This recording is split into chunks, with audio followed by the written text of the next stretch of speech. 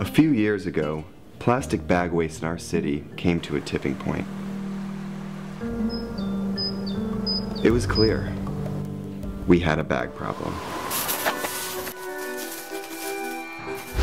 My department was tasked to reduce plastic bag consumption. We needed to come up with ways to change human behavior. So we asked ourselves, would you like it back? What do people really hate? Yep. Getting punched in the stomach. Preliminary studies showed that the consequences weren't severe enough to warrant behavioral change. Actually, can I get that double bagged? So we thought, what do people hate more than getting punched in the stomach? Kissing Helga. Hey, big boy. People didn't find her so offensive after all, so we had to get creative. How many bags? Okay, now, pour this ice water down your pants. We tried everything.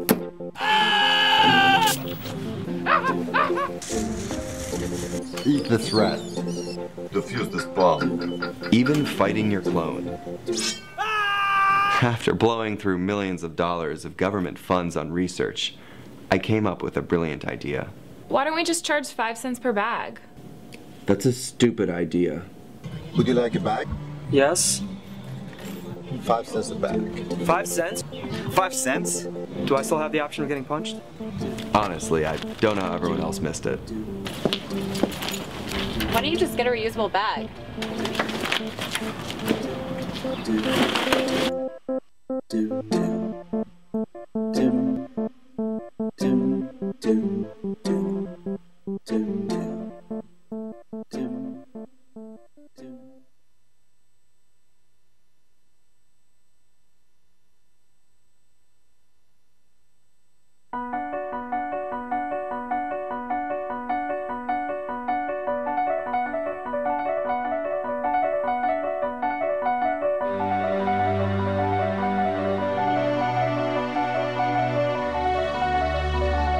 The most important issue on this planet right now is to protect and conserve biodiversity in the world's oceans.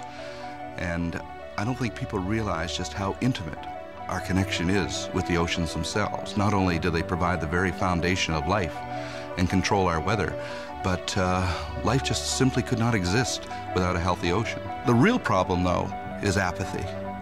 It's all out of sight, it's all out of mind, and people don't even think about it. But it doesn't matter whether you live in Peoria or on the coast. The fact is, whatever happens in the ocean affects all life forms on the planet Earth. If the oceans die, then civilization collapses. We all die. We cannot live on this planet without the oceans. This is, in fact, not the planet Earth. It's the planet ocean, but because we're a land-dwelling species, we refer to it as Earth. But it is the planet ocean, and the oceans are the heart and the foundation of all life on the planet.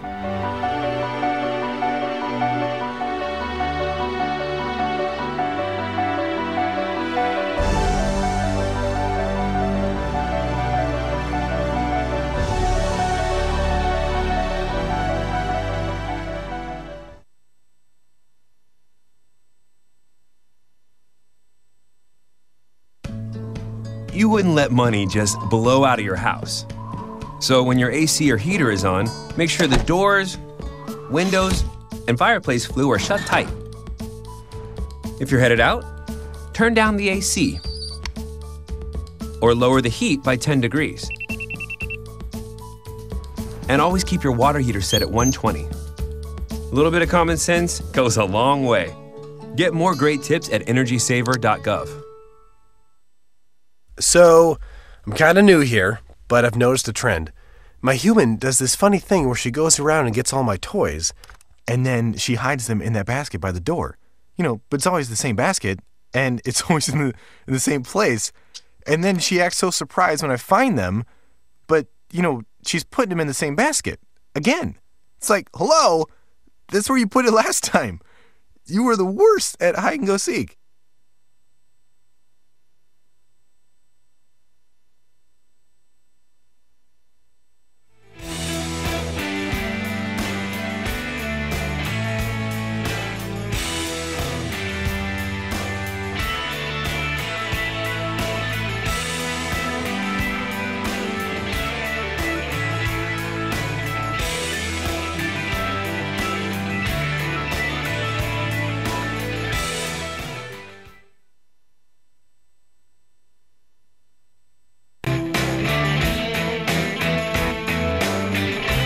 It is the Bill Press Show here on this Thursday, August 14th. My name is Peter Ogburn. I'll be sitting in for Bill today and tomorrow, so don't worry. Bill will be back next week, just taking a little bit of time off. But boy, oh boy, what a day for news. Ferguson, Missouri, last night, it continues to rage with anger and frustration, and the police force there looks more like an army than a police force. Peaceful protests were out in the street last night, interrupted by tear gas, interrupted by SWAT members carrying large guns, reporters arrested, reporters and crowds gassed, rubber bullets being fired into the crowd. It is a terrifying scene here in America, 2014. Of course, in the middle of all this unrest in Ferguson, Missouri, where is the governor?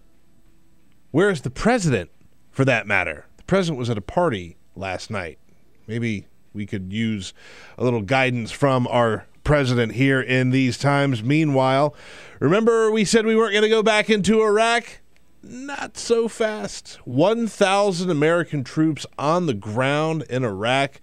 You know, that situation continues to develop, but it's not a good sign that we have that many troops on the ground after we had talked about not having any on the ground. Meanwhile, Hillary Clinton and Barack Obama have a hug summit. They're going to hug it out. They're going to hug it out because Hillary said something that disagreed with the president's foreign policy. So, heaven forbid anybody disagree on something. Now they have to get together and have a big old hug, make sure they're all on the same team. And congratulations to Virginia. Same-sex marriages could begin as early as next week. It is the Bill Press Show. My name is Peter Ogburn, sitting in for Bill. Lots coming up. This is the Bill Press Show.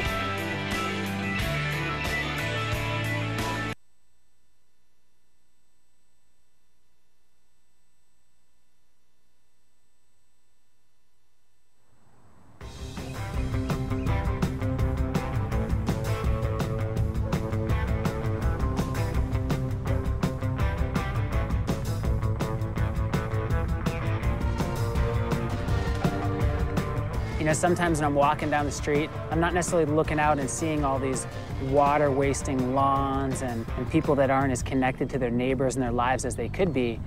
I'm walking down the street looking, going, edible oases, rainwater, fed landscape, and just looking at the possibility of these sort of landscapes up and down the streets of neighborhoods and communities all across this world.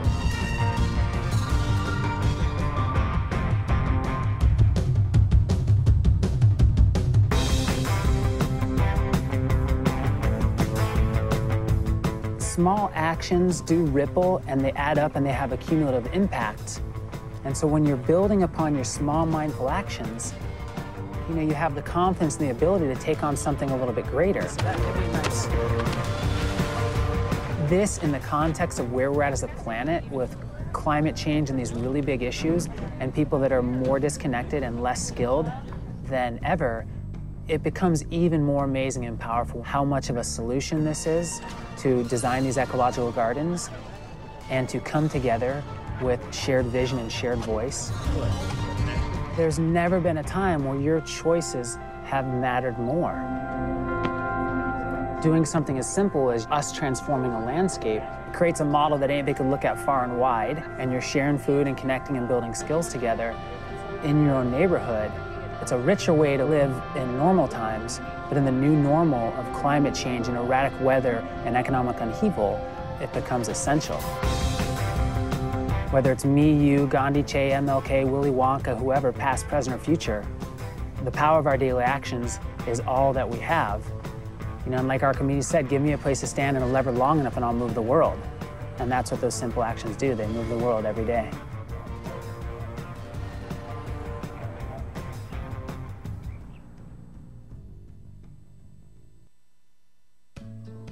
You wouldn't let money just blow out of your house. So when your AC or heater is on, make sure the doors, windows, and fireplace flue are shut tight. If you're headed out, turn down the AC or lower the heat by 10 degrees. And always keep your water heater set at 120. A little bit of common sense goes a long way. Get more great tips at energysaver.gov.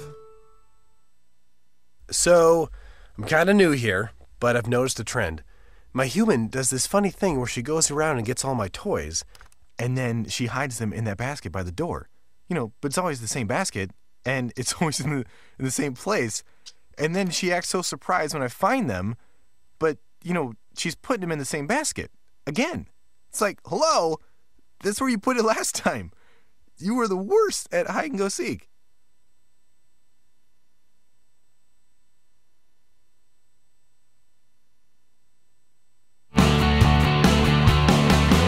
Broadcasting around the nation, on your radio, on your TV, and online. This is the Bill Press Show. Yes, indeed. It is the Bill Press Show. Holy cow, what a morning we've had already here on the show. My name is Peter Ogburn. I'm sitting in for Bill today. Bill's got the week off. He's going to be back next week. So I've got the helm today and tomorrow. You have been warned. I was up late last night. I'm not even going to lie. I was up very late. I had all intentions of going to bed at a reasonable hour, but curiosity got the better of me. I wanted to stay up and see what was happening in Ferguson, Missouri. We're going to go through the whole story. We're going to go through the timeline and where we are now, because yesterday during the day, the police chief was asking that there be no protests, peaceful or otherwise, that they didn't want anything happening last night. They wanted it all to be no protests, everything shut down, no talk, nobody out in the streets. Well, peaceful protests happened, and the police force, the police force in Ferguson, it's like an army with the SWAT teams and the tanks and it's just intense. It's insane. We're gonna go to Ferguson, Missouri here in just a little while. I'll talk to a reporter who was actually arrested last night just for reporting. No other way to really put that. We're waiting to sort of get that confirmed, but let's just put it this way. Today's show is fluid. It is in motion. So stick with us, because there are a lot of moving parts. We're going to get to just as much as we possibly can. Again, my name is Peter Ogburn. I'm going to be steering the ship as best as I know how today. Running the board is Elisa Murphy. Elisa, how are you? Good. How are you, Peter? Nice to have you in studio. I'm good. I'm a little shaky. I was up too late. Just seriously. The family's out of town. When the cat's away. Well, you know what? It's like I wasn't even doing anything that exciting. Like I went out and I saw a movie. Oh yeah. I saw the this Philip Seymour Hoffman, Most Wanted Man. Oh yes, I love that movie. I think it's really good. It was good. It's intense. It was good. It's very intense. Not sure I was prepared for 2 hours of Philip Seymour Hoffman in a German accent, to be quite honest. He really nails it, though. He was very good. He's very good. It's sad to watch him on screen. It is. He's no longer with us. If you call our phone number, 866-55-PRESS, 866-557-7377, you will talk to Alicia Cruz, standing by to take your calls. And, of course, you can watch us on several different outlets. You can watch us on TawkrTV. That's youtube.com/TawkrTV, TAWKR-TV. You can also watch us on DirecTV if you have Dish Network or DirecTV. So check it out. We're on video. We're on audio. We're all over the place. We're nationwide. Gosh, there's just so much going on. Have you seen this ice bucket challenge? Yeah, a lot of people have been doing it. Okay, all right. Chris Christie came up for the challenge. By now. I kid you not. So I sat down yesterday. I was watching SportsCenter, and they did this whole thing on some of the sports luminaries that have been doing this ice bucket challenge. And the whole thing here is to raise money for ALS. Yes. They did a whole 5-minute segment on it. It was way too long. At the end of it, I didn't understand a damn thing. Well, what is the ice bucket challenge? Essentially, you have ice dumped on your head. Why would I do that? It's actually to raise money for ALS. how is money raised? Essentially, people that, depending on the name, you can send in donations, but because of certain celebrities, athletes that are signing up to do this, politicians, it's raising the amount of awareness that they need to actually have people call in and send donations. Well, they've raised like a record number of... $6 million. No kidding. Yeah. But here's the thing. Why don't they just... why don't they just contribute the money? Why do I have to humiliate myself? But I think it's really all part of having, that type of awareness, because, you can have billboard ads, you can have PSAs done, but it really kind of takes that type of, public humiliation to bring dollars to the table sometimes. Okay. All right. Well, I'll put it this way. I'm not going to do an ice bucket challenge. And good for you if that's what you want to do. I mean, that's fine. Dump a big bucket of ice water on your head. That, I'm just not going to do that. Okay, so we're hunting down one of our reporter friends to join us here on the line from Ferguson, Ryan Riley from the Huffington Post. We're going to get him on the line here in just a couple moments. So let me just sort of walk it up to where we are, where we were, where we've gotten, I should say, because yesterday the Ferguson police chief was saying he didn't want any kind of after-dark protests. No after-dark protests. He wanted everybody off the street. Past couple of nights, we've seen the police force come out in such a way that it is stunning. People talk about police state. It might not be a police state. It's a police city in Ferguson. That's for sure. That's for sure. It's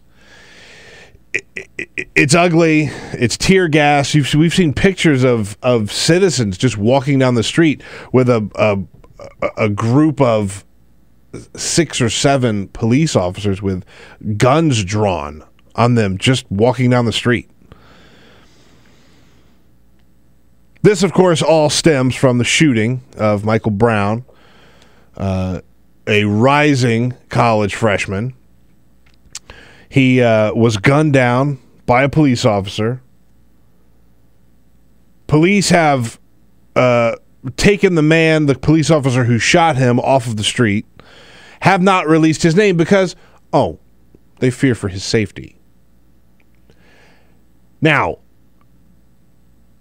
I understand the role of police officers in keeping and preserving the law. I get it. I understand. The more that comes out of this case, the more details that come out, the more I hear about it, the more it sounds like a total abuse of power. It sounds like police on a power trip. Let's go through a couple of quick little audio clips while we wait for our guest. Tiffany Mitchell was an eyewitness to the shooting of Michael Brown. And this is what I find so stunning. And Chris Hayes from MSNBC actually tweeted something similar the other day. He interviewed an eyewitness to the shooting. The police haven't even interviewed any eyewitnesses of the shooting. That's how bad the police are in Ferguson. This awful thing happened. An unarmed black teenager was gunned down by a police officer, and their response is, we'll put him we'll take him off the street. We're not going to interview any eyewitnesses. We're just going to sort of let this slowly take its course. The people of Ferguson have asked for an answer, have asked for their questions to be answered. They've asked for some sort of proof that the cop acted appropriately. And you know what the answer is that the Ferguson Police Department is giving them? Tear gas, rubber bullets, wooden pellets. Here's Tiffany Mitchell. This is how she saw things go down. A shot was fired through the window, so I tried to get out the way. As I went to the side, the kid, he finally gets away and he starts running. As he runs, the police get out of his vehicle and he follows behind him shooting. And the kid body jerked as if he was hit from behind, and he turned around and he puts his hands up like this, and the cop continued to fire until he just dropped down to the ground and his face just smacks the concrete. Oh man, if that doesn't give you chills, that's how the police are operating. If that doesn't freak you out and make you just terrified of the police force, I don't know what will, because that is haunting. Last night, the protests raged on. The peaceful protests out on the street, even after the police chief asked for people to stay off the street. They continued last night, and it turned especially ugly for a couple of reporters. One of our friends from Huffington Post, Ryan Riley, spent a little time in jail last night, and we have him on the phone right now. Ryan, how's it going, buddy? It's going all right. It's going all right now. Sorry about your rough night. Let's talk a little bit about what happened. Where were you, and how did this play out when you got arrested last night? Sure. So one thing that I've sort of been surprised on based on the coverage is just how, sort of suburbanized this area is that we're talking about. It's a pretty suburban area. I mean, there's you pretty much need a car to get around most places, it seems like. It's just not exactly what you would expect necessarily by just looking at some of the photos that have been broadcast. So essentially, there's a location on a sort of a two-lane highway, I guess, where the cross street and that's where you would go down the side street to sort of go to the location of the first of the shooting. So that's sort of where some of the protests have kicked off from, and that's where things were happening. And the street was blocked, in the sort of late afternoon yesterday, still daylight hours. And essentially, there was over 70 SWAT team officers who decided to come in and confront this peaceful protest, all wearing, full SWAT gear, with very sort of aggressive, I guess preemptive, you might say, approach to the situation. That there is no, there's no real justification for the actions based on the actions of the protesters at that point. They were peaceful. Some of them were sitting in the street. Some of them were encouraging people not to sit in the street. There was, the road was blocked, but that's really about it. So, so one of the locations that people have been reporters have been using is a McDonald's. It's probably less than a half mile down the highway, where you can, plug in and recharge and get online and file. So that's a place where I was hanging out as my colleague was right down the street, sort of covering sort of the continued clashes. And basically, I was working in there and looked outside and saw the sort of a row of officers marching down and clearing streets and forcing people away. And at that point, about three or four probably SWAT team officers came inside the McDonald's, asked to speak with the manager. I had taken some photos at that point, and after I took some photos, one of the officers who would later assault me would ask for my identification.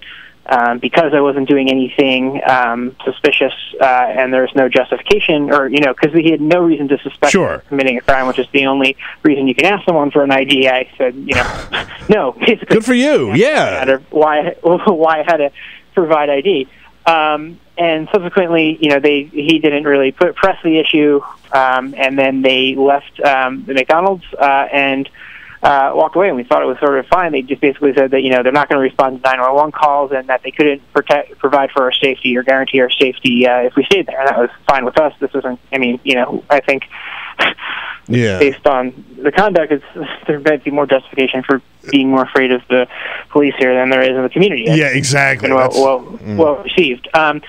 Anyway, so they. So then they returned a minute later after they had left, and apparently changed course and decided that they're going to clear out the entire place. Did they give any real indications to why they were doing that? No, they were just taking over this entire area, and I did not hear the conversation between the manager of McDonald's and the police, but it seemed to me like it was a very I think they're putting some weight on him to either close it down or maybe didn't really even give him the option. I didn't really gather from my observations at that point. But anyway, they came back in, And pretty soon there's a countdown for how, and obviously we were sort of set up different. Other customers who were in the store didn't really weren't spread out charging a bunch of different devices like we were. We were sort of using a few outlets and using connecting to the Wi-Fi, had our laptops out, and sort of the contents of my bag spilled across the table. Right. So other customers could get out more quickly, and it was me and Wesley who were left, and he had previously actually shown he had his lanyard around his neck with his press credentials from the Hill. So I think they were aware that he was a reporter, and he was actually the first person arrested for not packing up apparently quickly enough and trying to record the officers that was the big issue, that I was trying to record, and I should have been packing up and not recording. And same thing sort of with him, which I was trying to do both of, but he sort of was not having it. Unfortunately, I was trying to post a vine a vine of him confronting me, but that did not post before I was arrested, and it got lost when my phone died. When I was in custody. So the arrest, how did that go down, and were you given any justification at all? No, it was complete. Let's go BS, I guess, to say for the air. It was just. It was made up. I think later they said maybe trespassing or something, but there was no real. He treated me like I was a 5-year-old, and I was getting a countdown for how quickly I could move. There's no reason they weren't in a rush. There's no public safety danger. Everyone else was leaving. It was just they wanted me to. And I was packing. I had even at a point just stopped trying to bother recording, and I was packing up. And then the officer at that point grabbed my things and was helping me. He said he would help me pack up more quickly, and that I said I did not give him permission to touch my things. Yeah, right. Yeah. And I asked him, to stop. At which point, he basically pulled my, turned me around. Another officer came by. They pulled my arms behind me and put me into cuffs. He pushed on a pressure point in my neck, which is very painful. Oh, jeez. And they said, "Stop resisting! Stop resisting! Stop resisting! Stop resisting!" I was not resisting. Holy cow! What are they? This is so frustrating. This is just something. They even if you're not resisting, they say, I don't know who they're putting on a show for, but you don't have to resist. They just say stop resisting, stop resisting, stop resisting, and pull your arms up into a painful position. The cuffs were locked on more tightly than they should be. When I complained about how tight they were, afterwards he said that I should be, that it's okay if I can fit a finger in there. He tried to fit a finger in there, couldn't fit a finger in there, didn't do anything about the cuffs. But honestly, the way that if I was treated this way, the way other people were treated just must have been just terrible. Right. There's a guy in the back seat that we heard, in the car that they originally in the van that they were originally going to squeeze us into, who was just complaining and saying that he couldn't breathe, and was just begging for help, and was ignored by all these officers standing around. They're just complete. Everyone. It's just a completely amazing, dehumanizing experience. Well, it's just amazing. I hate that you had to deal with that, and we're right up against the clock, so we got to run. But I really appreciate you coming on with us and telling us what's going on there on the ground, Ryan. Sure, no problem. Be safe. Go get some sleep. I know you guys are all sort of burning the candle at both ends there in Ferguson, so keep doing what you're doing. Follow him on Twitter at Ryan J. Riley, Reilly, Ryan J. Riley from the Huffington Post with a on-the-ground report there from Ferguson. Peter Ogburn in for Bill Press this morning. We'll be right back. This is the Bill Press Show.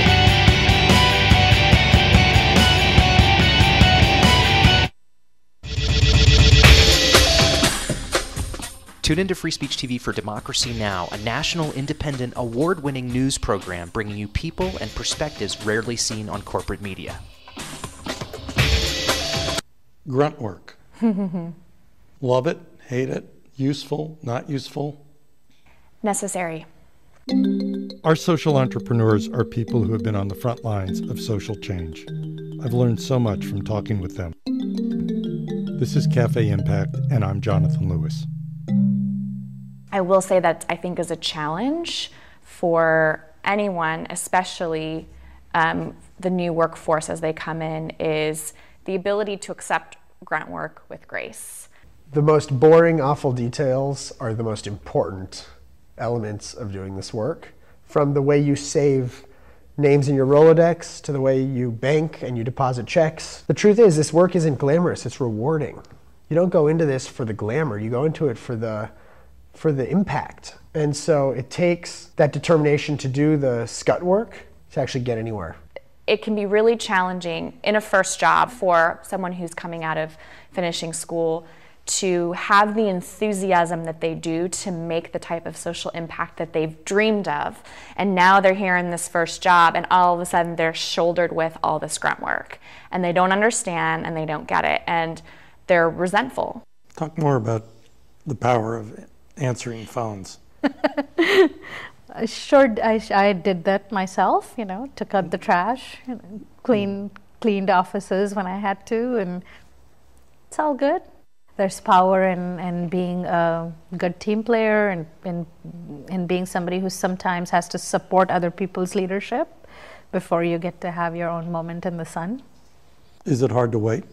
It is absolutely hard to wait, especially if you're an alpha female like I am. I think grunt work can help a new employee build trust internally and teach them the nuances of how an organization is run so that they can have a real good sense of what HR is doing, what finance is doing, what all the other departments are, and that actually makes them a better employee in the long run. So in my role on a daily basis, I literally can be looking at a new venture in software.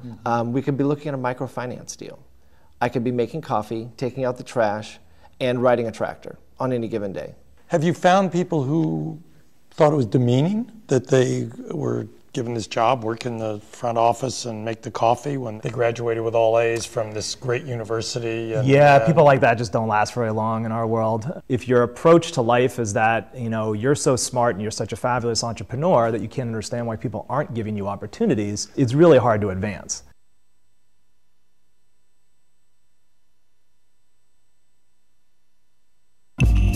Tune in to Gay USA with hosts Ann Northrup and Andy Hum for in-depth coverage of lesbian, gay, bisexual, and transgender news. Watch Gay USA every week, only on Free Speech TV.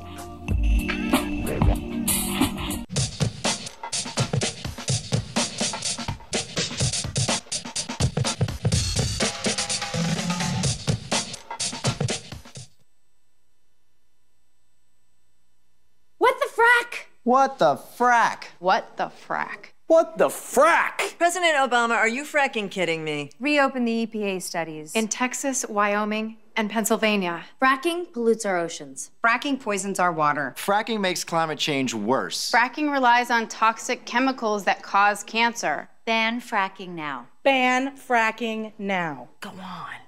Ban it. Ban fracking now. Please.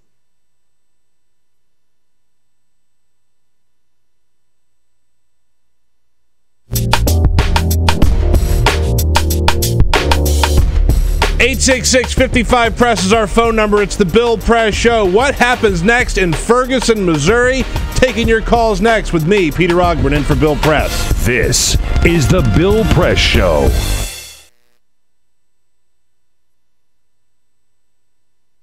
This is my computer. This is your computer. Let's go on the internet. Let's go. Click it. Yes. Okay. I cursor in between the R and the E. Pressing dot. I want you to just push the area. She's gonna love me all over again. That's it. Jamaica, here you go. Here we go. Good job. Thank you. Thank you. And I did it by myself. Feel smarter. So, I'm kind of new here, but I've noticed a trend. My human does this funny thing where she goes around and gets all my toys, and then she hides them in that basket by the door. You know, but it's always the same basket, and it's always in the same place. And then she acts so surprised when I find them, but, you know, she's putting them in the same basket. Again. It's like, hello, that's where you put it last time. You were the worst at hide and go seek.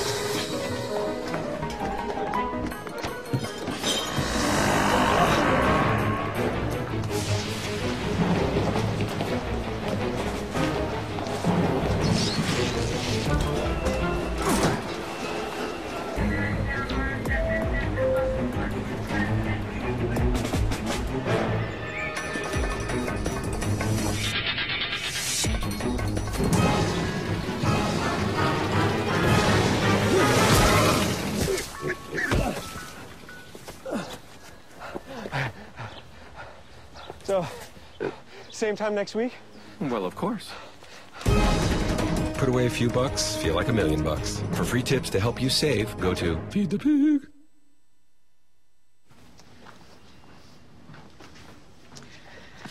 All right. I know this isn't any fun to talk about, but we should. Okay.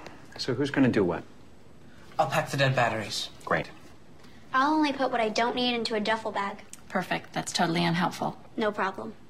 Meanwhile, I will try to comfort everyone by speaking in a calm voice. And I'll try to get the generator going without any gas. Oh, let's not forget the cell phones, which probably won't work. Right. And who is going to handle supplies? I can forget to do a list for us. Thanks, pal. Well, I think we couldn't be any less prepared. I'm proud of you guys. Talk to your kids about who to call, where to meet, what to pack. Visit ready.gov/kids for tips and information. Hey, thanks for stopping by. You know, I followed your character since the first episode. I'm a big fan, big fan. Thank you. And listen, your storyline, it makes for incredible TV drama. Thing is, your drug use is very adult content. Too adult for the kids. So I'm gonna have to block you. Oh, man. Yeah. Well, have a good one. You're a nice lady.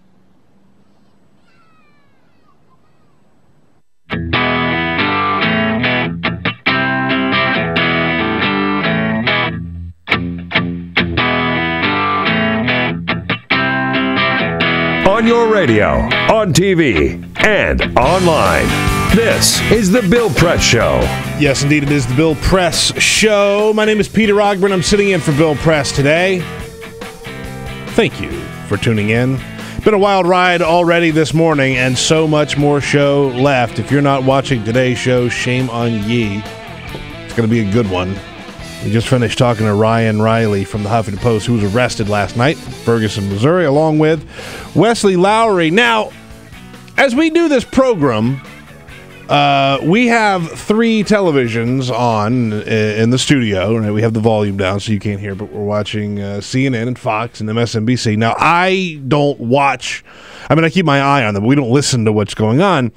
So this morning, apparently, according to the tweets I've gotten, and I saw Wes Lowry tweeting this morning, Joe Scarborough from MSNBC apparently, quote, has some questions about the journalists who were arrested last night. He's not so sure if maybe they did this as a stunt or if they were actually following the law. He's actually putting this on the journalists.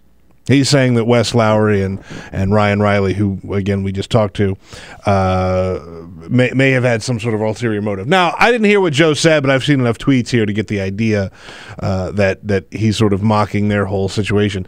You know, Joe Scarborough, I don't know that I'd go after some on-the-ground reporters in a real newsy situation while you sit in the comfy confines of your home studio or the New York studio. We see the show, Joe. We know how much vacation you take and how you're doing the show from your little remote studio. Okay? So for you to come out and call out real journalists working on the ground, it's not a good look for you, buddy. That's not a good look at all. I do want to take your calls on Ferguson. 866-55-PRESS, 866-557-7377. I have a lot of questions for you. One of them is, what should happen next? The police chief has asked that there be no protests, peaceful or otherwise. He wants people off the street.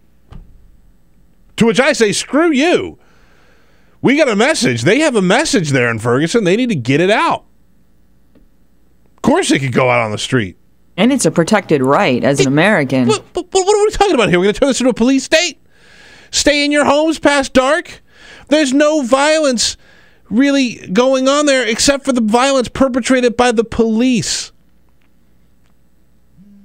Got a lot of tweets, by the way, that came in just to make sure I'm on the right track. That a lot of the SWAT gear, a lot of the tanks and things like that we see coming in, that a lot of that's coming in from St. Louis, nearby. So St. Louis and Ferguson, I guess, have sort of joined forces on this. But boy, oh boy, oh boy. It's hard to watch, and,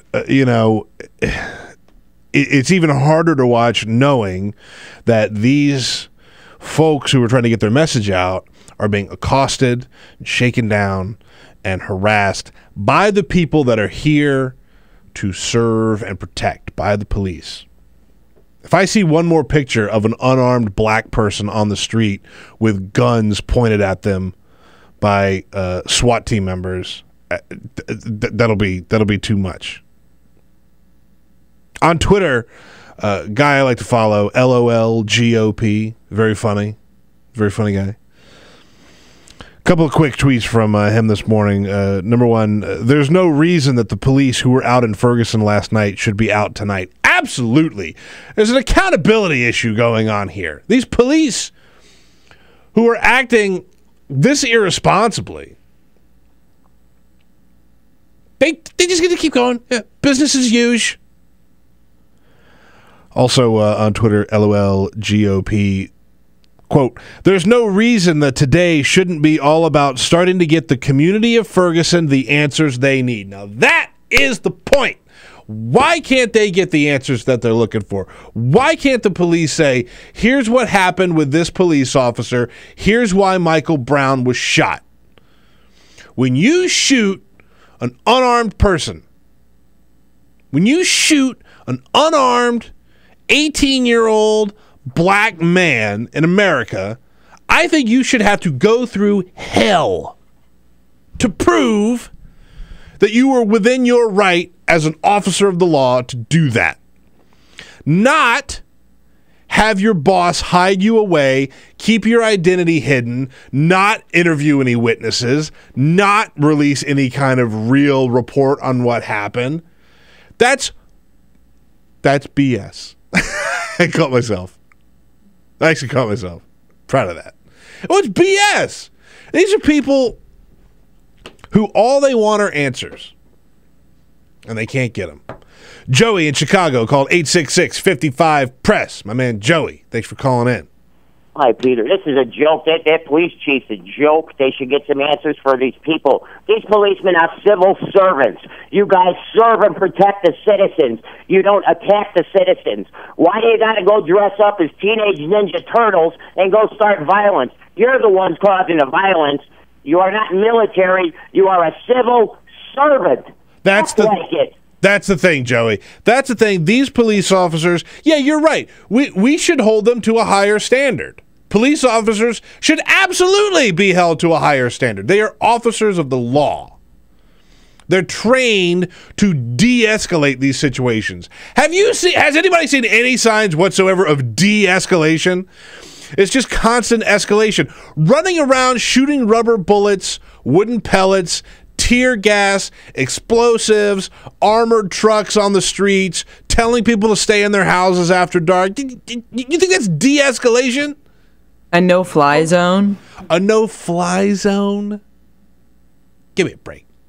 Rose in Ligonier, Indiana. Rose, welcome to the Bill Price guys. Show. Hey, I sit here and watch this break. It reminds me of when I was a teenager, watching this stuff go down during the protests with the Vietnam War to Kent State. We had to grab ourselves and shake us as a country as to what we are doing then, as we really need to question what the people in authority is doing. This is totally illegal. They have to disclose who it was that shot this poor person, whether it's black, green, blue, purple. It doesn't matter. We are one people, United States citizens, and we cannot allow the government and police to act like a military that's in a third world country. Yeah, I agree, Rose. You know, the thing that really bothered me more than anything is this new narrative that's starting to emerge about what the behavior was of Michael Brown, the young man that was shot. The police chief yesterday said, oh, well, the police officer, one side of his face is swollen. Now, I don't know if Michael Brown hit the police officer. We don't know that. But let's just play devil's avocado here for a second. Let's just say that Michael Brown punched a police officer. Okay. So shoot him? That's the solution? That's how we resolve that situation? As a trained law enforcement officer, you shoot an unarmed man because you got hit? Is that really your defense? Susan in Brunswick, Georgia. Susan, welcome to the Bill Press Show. Yes, first I wanted to say when I was watching TV, I didn't know if I was looking at TV from Iraq or from our own country. And also our police department has become militarized, and I wonder how many of those police people were actually veterans from the Iraq War. And as far as the Bundy Ranch goes, I was outraged because those people were aiming guns at our federal workers. Yeah. They were from the government. And here, what I saw yesterday on TV, those people had no guns, no weapons. They were protesting peacefully, and yet I saw the Army pointing their weapons and their... And what's the big difference between the people at Bundy Ranch and the people in Ferguson, Susan? Correct. That's exactly right. And, you know, people are sitting home saying, oh, it's their problem. But I'll tell you what, this is the beginning of the takeover of this country. And what I'm afraid is going to happen is that they're practicing now martial law on the citizens of this country. And it's only a matter of time that this is going to come to our backyards. Thank you. You're doing a great job. Keep up the good work. Thank you, Susan. I appreciate the call. I don't know if this is the beginning of a bigger thing in this country or not. Maybe not. I do think that Susan brought up an excellent point. You look at these yahoos that were out at the Bundy Ranch in Nevada who, like she said, had guns. They were armed. Proudly so. And they had their guns trained on the law enforcement officials who came to Bundy Ranch. Nothing happened. Just imagine if these protesters in the streets of Ferguson had guns on them. I don't even want to think about it. Let's go to Joanne in Gettysburg, South Dakota. Joanne, thank you for calling. Yes, Peter. Yesterday on live television, that police chief said, I know I've been part of the problem. Now I want to be part of the solution. Guess what? Yeah. If you've made a problem this big, you and your Neanderthals, then you need to leave. Yeah. They need to get some people in there that know how to, honest to God, work in a community. And this is disgusting. If they want to do that, go on over to Iraq and take it on with those ISILs or whatever you call those people that are chopping heads off. Go ahead. All right, thanks, Joanne, for the call. I appreciate that. It's scary to think that these images and the reality of this situation is happening right here at home, in the heartland, no less. Right here in America in 2014, we have armed to the teeth police officers training their guns on unarmed, peaceful protesters. It's crazy. 866-55-PRESS is our telephone number. 866-557-7377. Still a lot of time to take your calls. Get on the line and join in the conversation. My name is Peter Ogburn. I am sitting in for Bill Press today. We're going to take a quick break. We'll be right back. This is the Bill Press Show.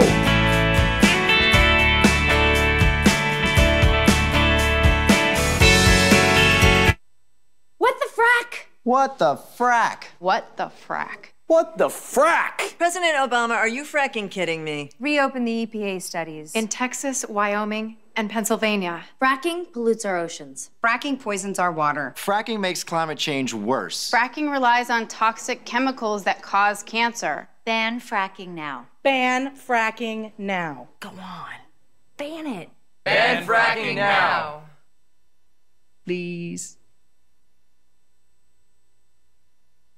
Now hear this. Now hear this. I want to talk to you about a critical issue of our day.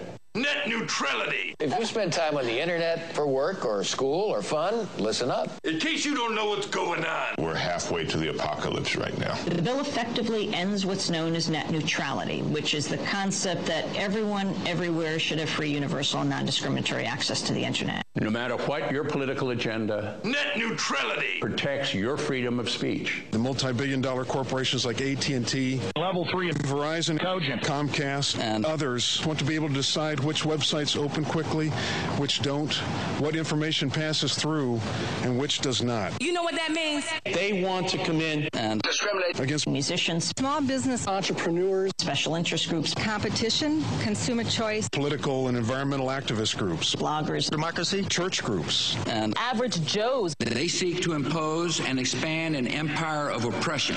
They want to undermine the democratic potential of the internet. That isn't fair. We cannot allow this to happen.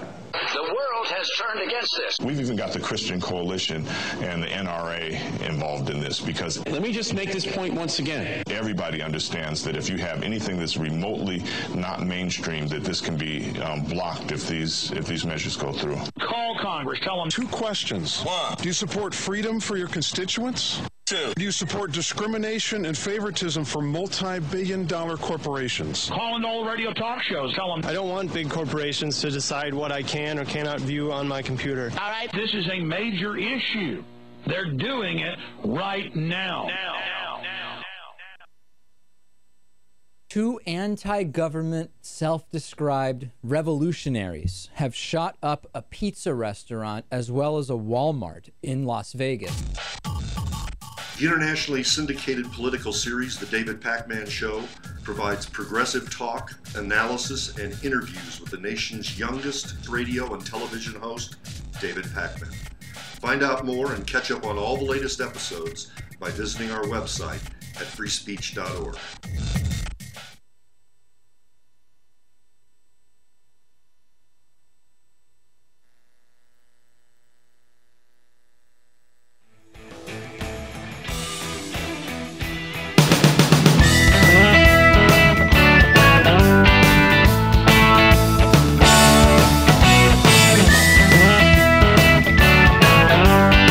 Seen on Free Speech TV and online on TawkrTV. This is the Bill Press Show. Yes, it is the Bill Press Show. Peter Ogburn sitting in for Bill Press today. You can follow me on Twitter at Peter Ogburn. You can also follow the show on Twitter at BP Show. All right, we're going to keep going with this Ferguson story. We talked to Ryan Riley from the Huffington Post earlier in the hour. He was arrested last night for no real reason. He was apparently trespassing in a McDonald's. That's a thing now. 866-55-PRESS is our telephone number. We're taking your calls on this to get your reaction about what's going on in Ferguson, what happens next, and what do you think the citizens, the residents of Ferguson should be doing, how they should be handling themselves? I think that so far they've done a pretty decent job. A couple of quick updates on the Ferguson story. The law enforcement officials in Ferguson have asked the residents for patience on the probe of what happened to Michael Brown, the teenager that was the unarmed teenager who was shot dead by police.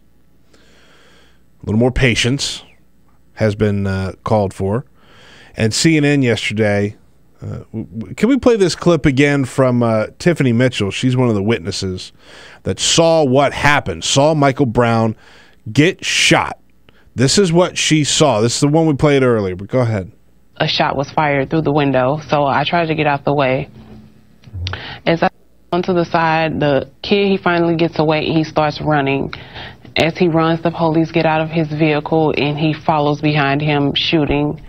And the kid body jerked as if he was hit from behind, and he turned around and he puts his hands up like this, and the cop continued to fire until he just dropped down to the ground and his face just smacks the concrete. So the victim is pulling away, running away from the person with a gun, and yet he's still shot. Now, I would almost expect that kind of behavior from George Zimmerman, or another state where any yahoo can carry a gun. The whole stand your ground laws gone into effect. I would not expect that from a trained police officer. 866-55-PRESS is our telephone number. Tracy in Elmwood Park, Illinois. Tracy, thank you for calling. Yeah, I'm outraged. I'm sitting here and I want to go down there. I'm really upset. I got teenage grandkids and I'm really upset about it. This guy is running that town like he's Bull Connor from the 1950s. That is so spot on, Tracy. It's a weird police state that's going on there right now, and it's bullying, it's intimidation, and I don't want to say that it's 100% racially motivated, but race is a factor. Well, what's going to happen is other people going to come down there. You're going to have Jesse Jackson down there. You're going to have other people come down there. They're not helping. That police chief is not helping the situation because you're going to have other people sympathize and go there in support of those people. Until we get answers, we are not going to let up on this story. And the people of Ferguson are not going to let up on this story. Susan in Casper, Wyoming. Thanks for calling.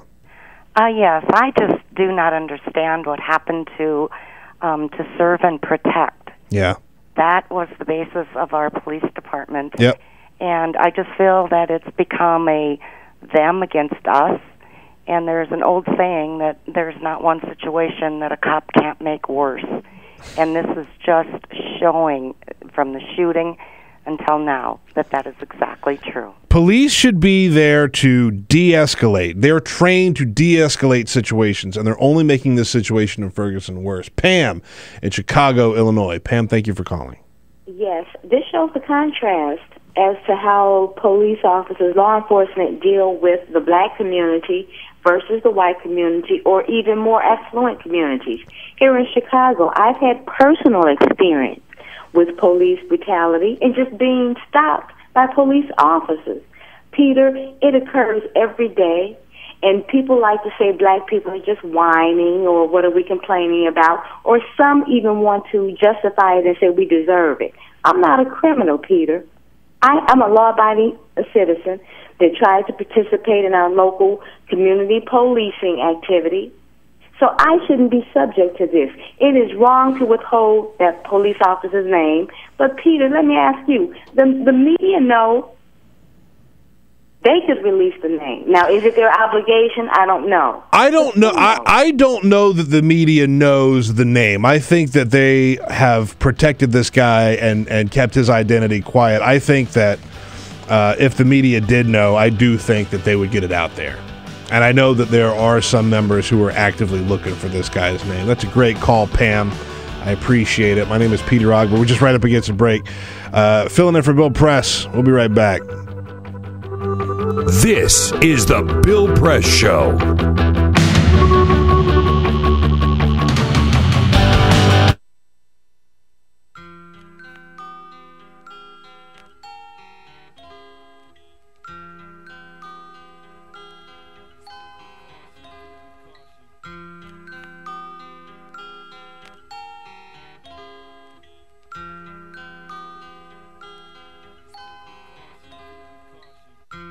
Just this month, my bill was like $138. Even at one phone call a week cost me $40 to $50 every month. I am living on a fixed income of SSI, so this is really a great hardship. Families are being punished. When they incarcerate your children, they incarcerate the whole family. In 2011, the Media Action Grassroots Network, Working Narratives, and Prison Legal News founded the Campaign for Prison Phone Justice, an effort to call on the FCC to address the cost of interstate phone calls. The campaign mobilized prisoners to send hundreds of letters. Advocates and families filled out postcards, met with elected officials, and signed petitions. Partnerships were formed across the political spectrum and with groups in the criminal justice, civil rights, and public interest community. The film distribution company Participant Media and director Ava DuVernay joined the fight through a social action campaign tied to the release of the feature film middle of nowhere. In an effort to push the FCC to act, the campaign hosted a historic rally outside of the Federal Communications Commission where for the first time, families of prisoners, elected officials, civil rights and faith leaders came together to call for an end to predatory phone rates. We're all held captive when predatory phone companies gouge our families. My son has been incarcerated now for over 10 years, and my husband estimates that in the time we spent over $25,000 on prison phone calls. My hero's not yours, you probably arrested them. Your schools probably neglected them. They spawn thoughts, you probably infected them. Feed us what you feed us, you can lay us next to them. FBI call it major crimes. Babies making babies cry.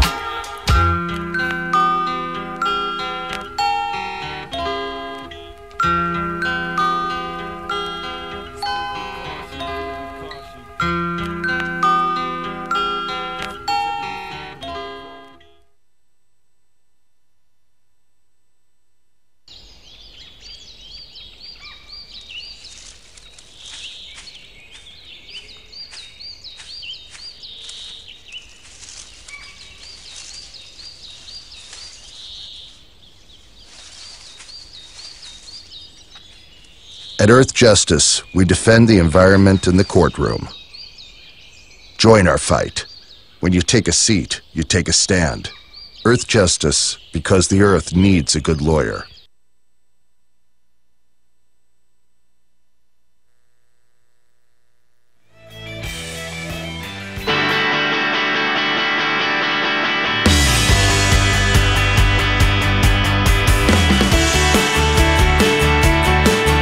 This is the Bill Press Show. It is the Bill Press Show. My name is Peter Ogburn, sitting in for Bill Press today. Shout out to Twitter user. Oh, now I lost the name. Well, there was a Twitter user, Twitter handle who said, "Oh, Peter, you're whining this morning and you're screeching." What? I don't think I'm capable of screeching. We have all these callers that absolutely love you. Oh, well, look, we're going to take a lot more calls to kick off the next hour. We're not done with this story out of Ferguson. Not in the slightest. 866-55-PRESS. Keep them coming. We want to hear from you. This is the Bill Press Show.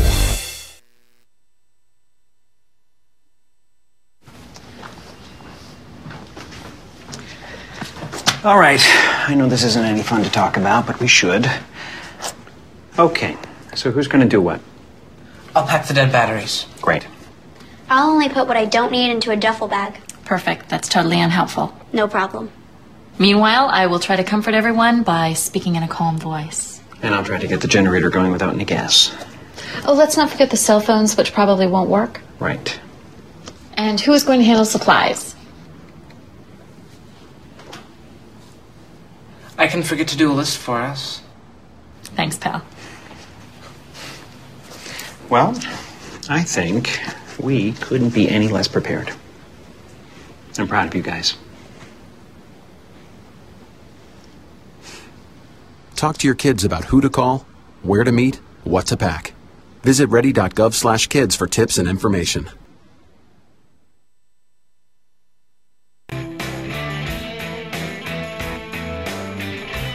It is the Bill Press Show here on this Thursday, August 14th. My name is Peter Ogburn. I'll be sitting in for Bill today and tomorrow, so don't worry. Bill will be back next week, just taking a little bit of time off. But boy, oh boy, what a day for news. Ferguson, Missouri, last night, it continues to rage with anger and frustration, and the police force there looks more like an army than a police force. Peaceful protests were out in the street last night, interrupted by tear gas, interrupted by SWAT members carrying large guns, reporters arrested, reporters and crowds gassed, rubber bullets being fired into the crowd. It is a terrifying scene here in America, 2014. Of course, in the middle of all this unrest in Ferguson, Missouri, where is the governor?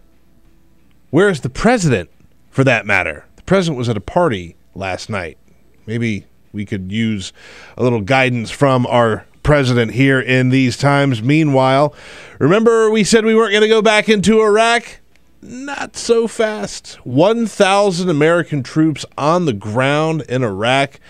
You know, that situation continues to develop, but it's not a good sign that we have that many troops on the ground after we had talked about not having any on the ground. Meanwhile, Hillary Clinton and Barack Obama have a hug summit. They're going to hug it out.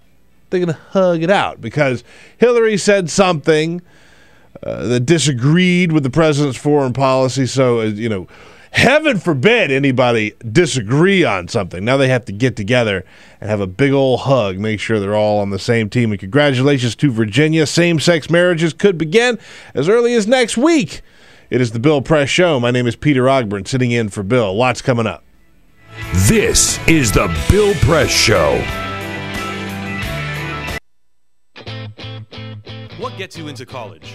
Good SAT scores? High GPA? Lots of extracurriculars? Sure, but what you really need is money. If you don't have the cash, you'll need a loan. And we mean huge student loans because the cost of college has risen 1,000% in the last 30 years. This means big money for the banks that collect fees and interest. Now, millions of young people are starting their adult lives with an average of $29,000 of loans on their backs. Altogether, we're talking $1.2 trillion in student debt. And more people are finding it impossible to pay them back. Welcome to the student debt crisis. The increasing demand for higher education and cuts to state funding gave colleges a huge incentive to keep inflating prices. I graduated about a year ago, currently in $35,000 of debt. I am in debt about like $25,000. I owe $23,000. I owe over $50,000 in student loans. 38.8 million Americans owe money on a student loan. And the biggest names in banking are making huge profits off the booming student loan industry. Sallie Mae, the largest provider of private student loans, made $949 million last year. They only give you about 6 months to look for a job. You have to start paying back the loan. It's very pressuring, especially nowadays. It's very hard to find a job. Over half of the students graduating in 2012 could not find a decent paying job. They either had low-wage jobs or unpaid internships or were unemployed altogether. So you can't make the payments. You start incurring late fees, which makes the loan even harder to pay off. And it stays with you for years, even decades. Right now, a third of the people who started repaying their loans are delinquent or in default. That's 13.7 million people, more than the populations of Chicago, New York, and San Francisco combined. Worse, it's not just the borrowers who are in trouble. Many loans require co-signers. So if the student is unable to pay, that co-signer, a father, a mother, or a grandparent, is now on the hook. Even a grandparent's Social Security benefits can be garnished to pay the loan. We should have an answer to this. If you get really behind in your car payment or your credit cards, you can file for bankruptcy. But Congress has made it nearly impossible to discharge student loans through bankruptcy. Big institutions make big profits while students try to make ends meet under crushing debt. Is this how we want our education system to work? The whole point of going to college is to get the career you want, but lately that's been discouraged because no one can afford school. You get a job just to pay off your student loans. We need higher education, not higher debt. Sign up to end the student debt crisis at higherednotdebt.org.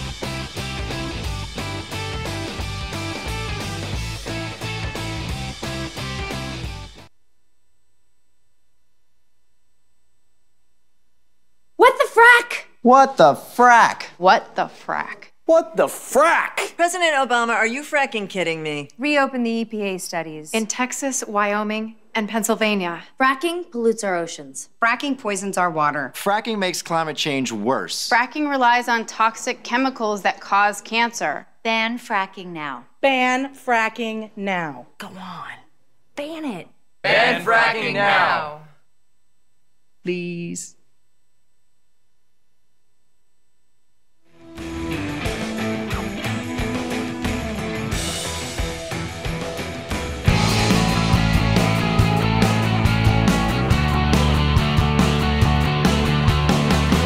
Broadcasting around the nation, on your radio, on your TV, and online.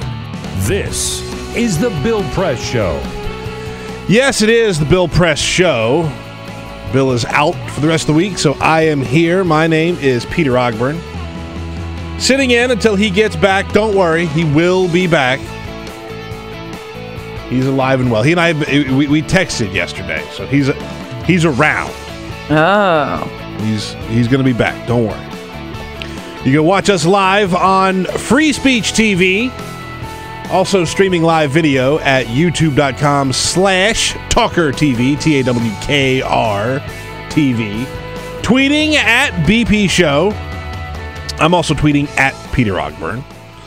You can listen to us on any fine progressive radio station all around the country. And if you want to take us with you on your smartphone, you can do so by listening on the Progressive Voices channel on the TuneIn app. So you just download the TuneIn app, get the Progressive Voices channel.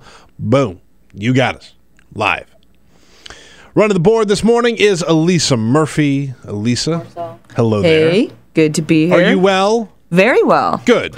It's nice we had that rain, so it's beautiful outside. It's like November outside here. I know, it's like fall. Screening your calls is Alicia Cruz. 866-55-PRESS is our phone number, 866-557-7377. You call that number, you talk to Alicia. We've already had a lot of calls this morning talking about Ferguson. We're going to get to more of your calls here in just a little while. And I mentioned Free Speech TV and TawkrTV, the video stream being brought to you today by Cyprian Bolding, our videographer, who keeps us looking, well, as good as he can, let's be honest. Right? I mean, I was up very late last night, and I wasn't even misbehaving. I was just hanging out. He must be working some magic, because you look pretty good today, Peter. Look at this. Given your late night. Look at this. No shaving, no product in the hair. This is natural. Yeah, this is Ogburn Unplugged. This is not good. So if you're watching, now you know why. Yesterday, I saw this thing on Gawker, and I just had to get into this because, I'm a food writer as well as a producer for this fine program. Gawker has their list of chain restaurants ranked from worst to best. Here's their criteria. A restaurant must offer a full sit-down service with like a waiter who takes your order that actually delivers it to your table. So not a fast food situation, but a chain restaurant. So they did 28 of them, right? So number 28, Outback Steakhouse. As the worst? As the worst on the list. Oh, wow. Any guesses on what the best one is? Olive Garden. Do you think Olive Garden is the best? No. Okay. Any other guesses? Their answer, Benihana. Oh. Don't. You get more than just service at Benihana. Get out of here. Dinner and a show. Here's the thing. Benihana's whatever, right? Like if you need to go and you need to, saddle up at a trough where they put a bunch of food in front of you. Or if you're going somewhere where it's like completely awkward, so you kind of need that distraction, like depending on who you're with. And if you find yourself in an area that's just nothing but chains, you could do worse than a Benihana. Olive Garden, number 3 on the list. Now, Olive Garden is the nastiest. I agree. Is number 3 on the list. Pizza Hut, number 5. What? Ew. Now, Waffle House is on the list at number 11. Oh, really? For my dining dollar,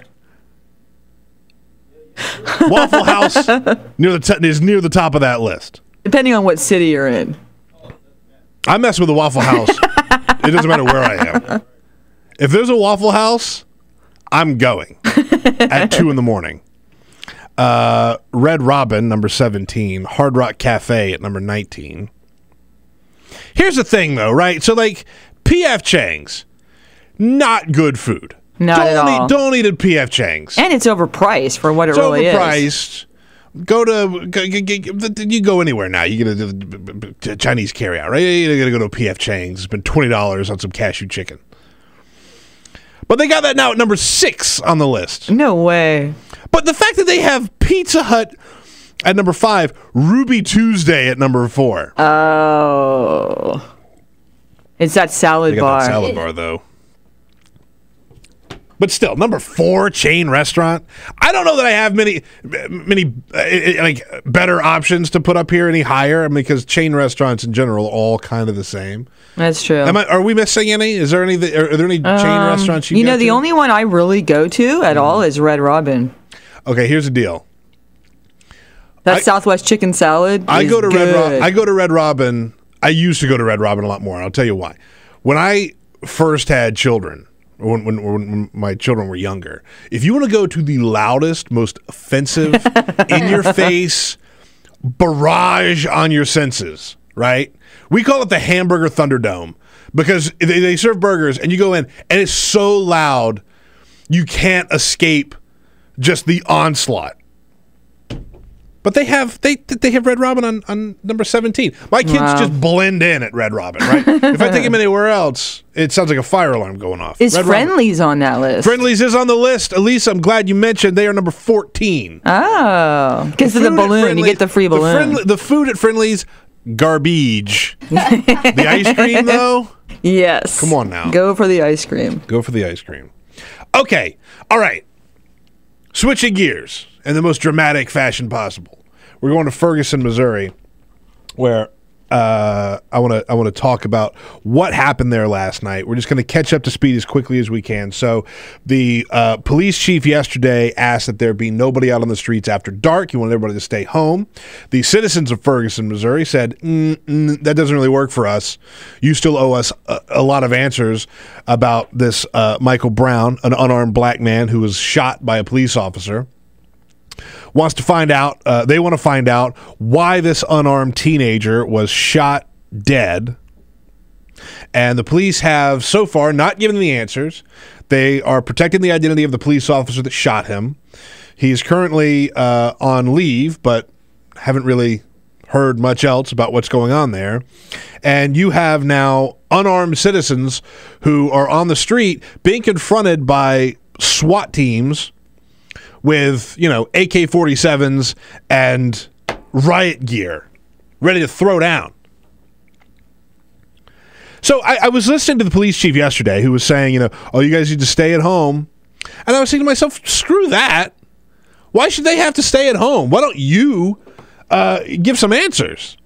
Why don't you answer? Look, if something happened, if Michael Brown, this unarmed teenager, assaulted a police officer, I'm not saying that he did, and there's very little evidence to suggest that he did. But if he did, put that out there. Explain what happened. Explain what was going on in the police officer's head. Now, I would argue that even if he did attack the police officer, it's the police officer's job to de-escalate the situation.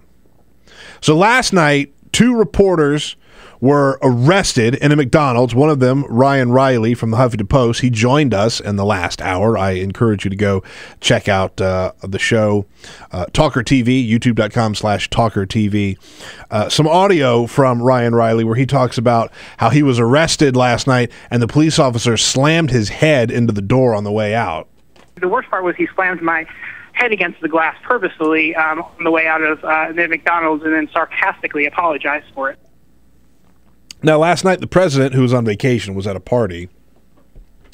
Now, everybody's giving me grief because I said something about the president shouldn't have gone to a party. Look, the president's not Superman. He can't swoop in and fix everything. However, the optics of the situation are not that great when the president's at a party and this is going on. I mean, you'd expect some sort of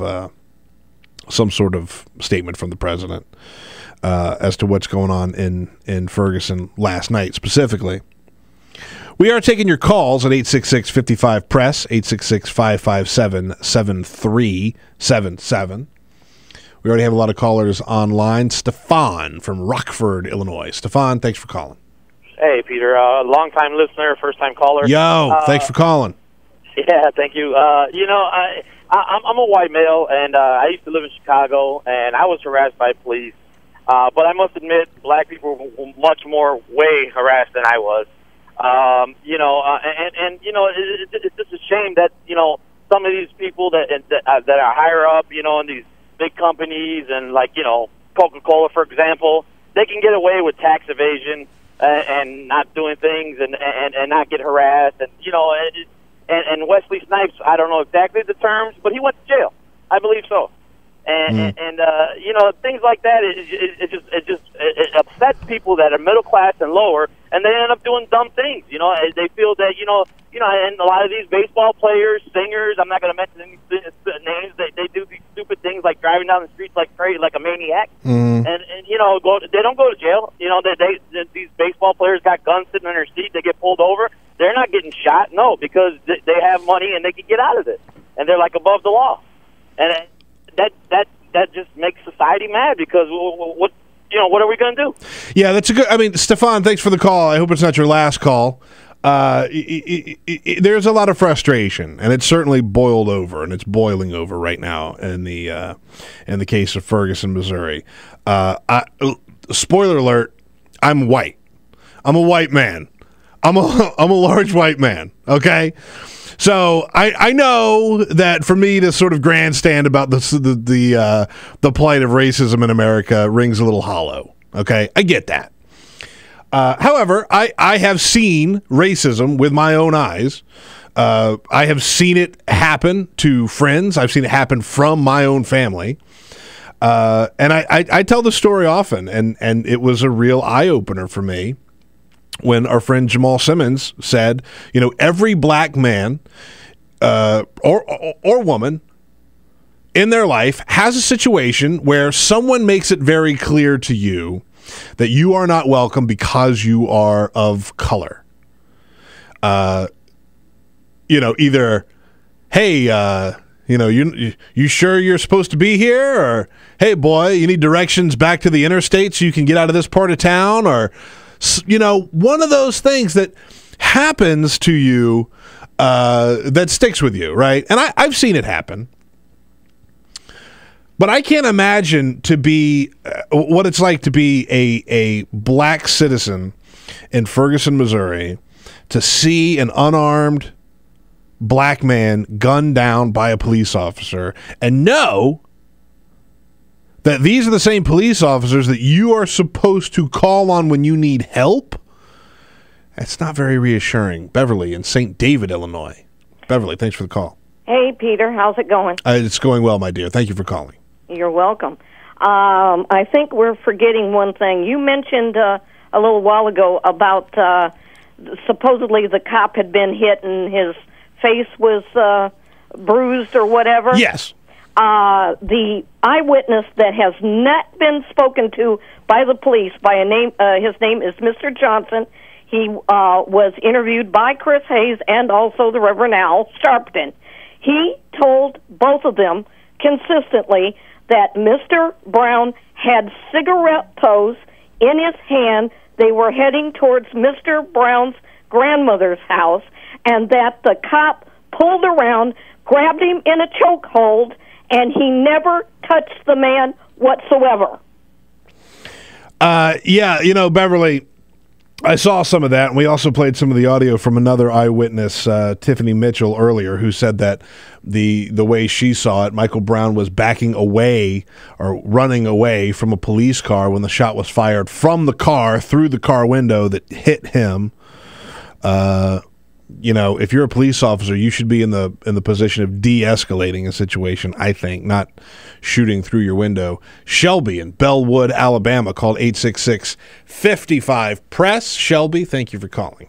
Thank you. My comment is the police people there, or that contingent of policemen, are no better than their police chief.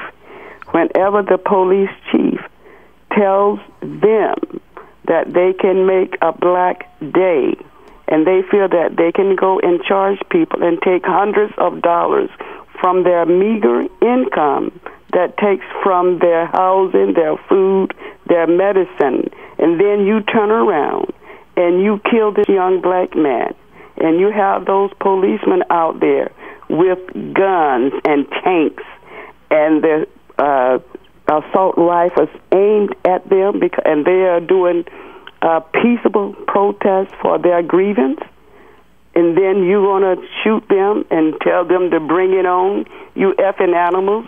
Yeah. What do you think? Yeah. They have a right to protest. The thing that gets me, Shelby, and thank you for the call from Bellwood, Alabama. Roll Tide. The thing that gets me more than anything is that it's not like these are violent protests. They're not. It's not a riot situation. Some of them have gotten out of hand. There has been some looting, sure, but it's a matter of we want answers. This was a member of our community that was gunned down. We want answers. Why did this happen? Tell us what happened. And it's been a week now. Tell us what happened. Tell us why this man was shot. Can you tell us why? Who was the man that shot him?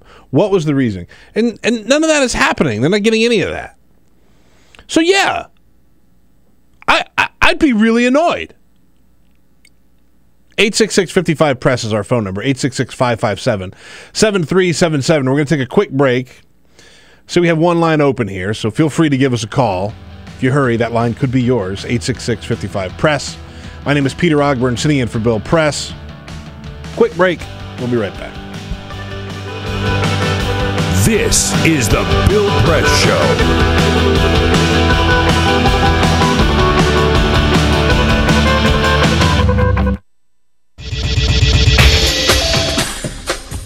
Tune into Free Speech TV for Democracy Now!, a national, independent, award-winning news program bringing you people and perspectives rarely seen on corporate media. Grunt work. Love it, hate it, useful, not useful. Necessary. Our social entrepreneurs are people who have been on the front lines of social change. I've learned so much from talking with them. This is Cafe Impact, and I'm Jonathan Lewis. I will say that I think is a challenge for anyone, especially the new workforce as they come in, is the ability to accept grunt work with grace. The most boring, awful details are the most important elements of doing this work. From the way you save names in your Rolodex to the way you bank and you deposit checks. The truth is, this work isn't glamorous, it's rewarding. You don't go into this for the glamour, you go into it for the impact. And so it takes that determination to do the scut work to actually get anywhere.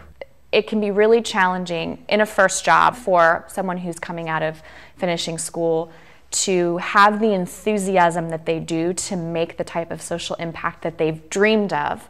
And now they're here in this first job and all of a sudden they're shouldered with all this grunt work. And they don't understand and they don't get it and they're resentful. Talk more about the power of answering phones. Sure, I did that myself, took out the trash, cleaned offices when I had to, and it's all good. There's power in being a good team player and in being somebody who sometimes has to support other people's leadership before you get to have your own moment in the sun. Is it hard to wait? It is absolutely hard to wait, especially if you're an alpha female like I am. I think grunt work can help a new employee build trust internally and teach them the nuances of how an organization is run so that they can have a real good sense of what HR is doing, what finance is doing, what all the other departments are, and that actually makes them a better employee in the long run. So in my role on a daily basis, I literally can be looking at a new venture in software. We could be looking at a microfinance deal. I could be making coffee, taking out the trash, and riding a tractor on any given day. Have you found people who thought it was demeaning that they were given this job, work in the front office and make the coffee when they graduated with all A's from this great university? And, people like that just don't last very long in our world. If your approach to life is that, you're so smart and you're such a fabulous entrepreneur that you can't understand why people aren't giving you opportunities, it's really hard to advance.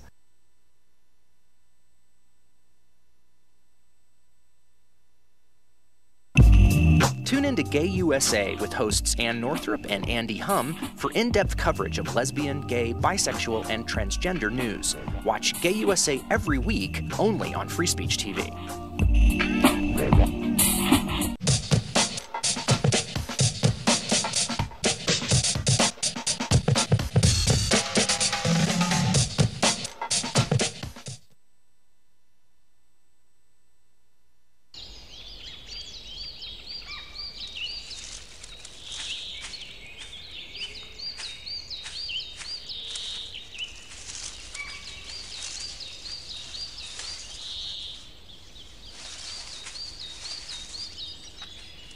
At Earth Justice, we defend the environment in the courtroom. Join our fight. When you take a seat, you take a stand. Earth Justice, because the Earth needs a good lawyer.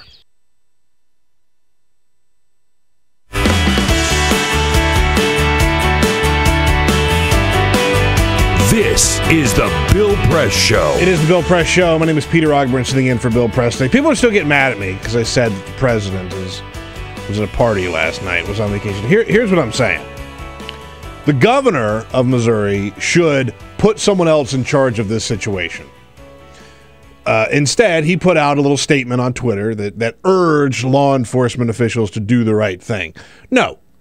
No, you don't urge the law enforcement officials to do the right thing. You take control and you do the right thing. And you make sure that you get it under control. That's what you do when you lead the state. Now, if he's not willing to do that, then maybe the president should step in. That's my point. 866-55-PRESS. Paul in Lucerne, California. Paul, thanks for calling. You're welcome. I got 2 quick points to make. One, Anonymous is going to release that police officer's name pretty soon, as soon as they confirm it. Yeah. And the people in Ferguson have every right to believe nothing's going to happen. Clevis Carter, an unarmed black male, shot for having a gram of weed. He was shot in the back of a cop car while he was handcuffed. The cop said supposedly he missed a gun and he shot himself in the back of the car. He shot himself. And that cop, nothing ever happened to him. He didn't get in no trouble. He can still arrest you today in Arkansas. He murdered that man. He murdered him. There's no way you can shoot yourself. Scary. When you're handcuffed. So it's scary what's happening out there, and it's the important thing now, I think, is that between social media and a more alert press corps, they're not getting away with it. We're able to see what's happening. We're able to see the SWAT teams assembled training guns on unarmed citizens in Ferguson, Missouri, and those images, they are shocking. 866-55-PRESS is our phone number. We're going to switch gears here coming up, but stay with us. This is the Bill Press Show. I wrote Black Stats because I wanted to compile an easy reference of contemporary information to help inform our conversations about Black America's current conditions. The final play, take me through it. Well, I'm the best corner in the game. When you try me with a sorry receiver like Crabtree, that's the result you're going to get. Don't you ever talk about me. The way in which he was cast as a thug and the way in which people negatively responded to him engaging based purely on his appearance and his so-called cockiness, I think is associated with a stat that we found, how black players are 67% of the players in the NFL, but they receive 92% of the unsportsmanlike conduct penalties. There's this ongoing criminalization and negative or destructive public narrative associated with being cocky and black. Over time, this very destructive image of a welfare, sort of the welfare queen, has played a role in how people respond to poverty and, I guess, among black women. Black people now account for less than a third of TANF recipients. So this idea of a black welfare queen really just has no credence and is not really justifiable. Often in education, we hear, probably more often than not, that black parents are not engaged in conversations about education at home. In fact, 83% of black high school students have had their homework checked at home, compared with 57% of white students and 59% of Asian students. The popular narrative for so many years has been there are more black men in prison than in college. We have more work to do when more young black men languish in prison than attend colleges and universities across America. And that's not true. Today, there are 600,000 more black men in college than there are in prison. So in the conversation about progress, 84% of black Americans aged 25 and older now have a high school diploma or better, compared to just 31% in 1970. And 20% of black Americans have a college degree or better, compared with just 4% from 1970. So there is a story of progress. The other thing I wanted to say that is least talked about is the level of service among black college students. HBCUs, historically black colleges and universities, actually have the highest rate of student involvement in service than any other colleges. And that level of civic engagement is a story that we could definitely tell much more.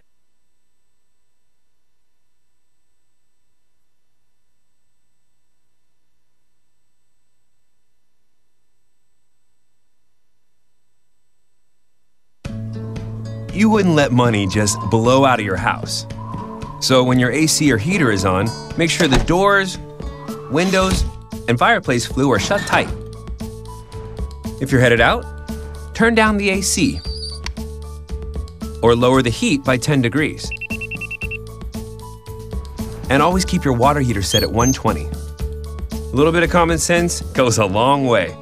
Get more great tips at energysaver.gov. So, I'm kind of new here, but I've noticed a trend. My human does this funny thing where she goes around and gets all my toys, and then she hides them in that basket by the door. You know, but it's always the same basket, and it's always in the same place. And then she acts so surprised when I find them, but, you know, she's putting them in the same basket. Again. It's like, hello, that's where you put it last time. You were the worst at hide and go seek.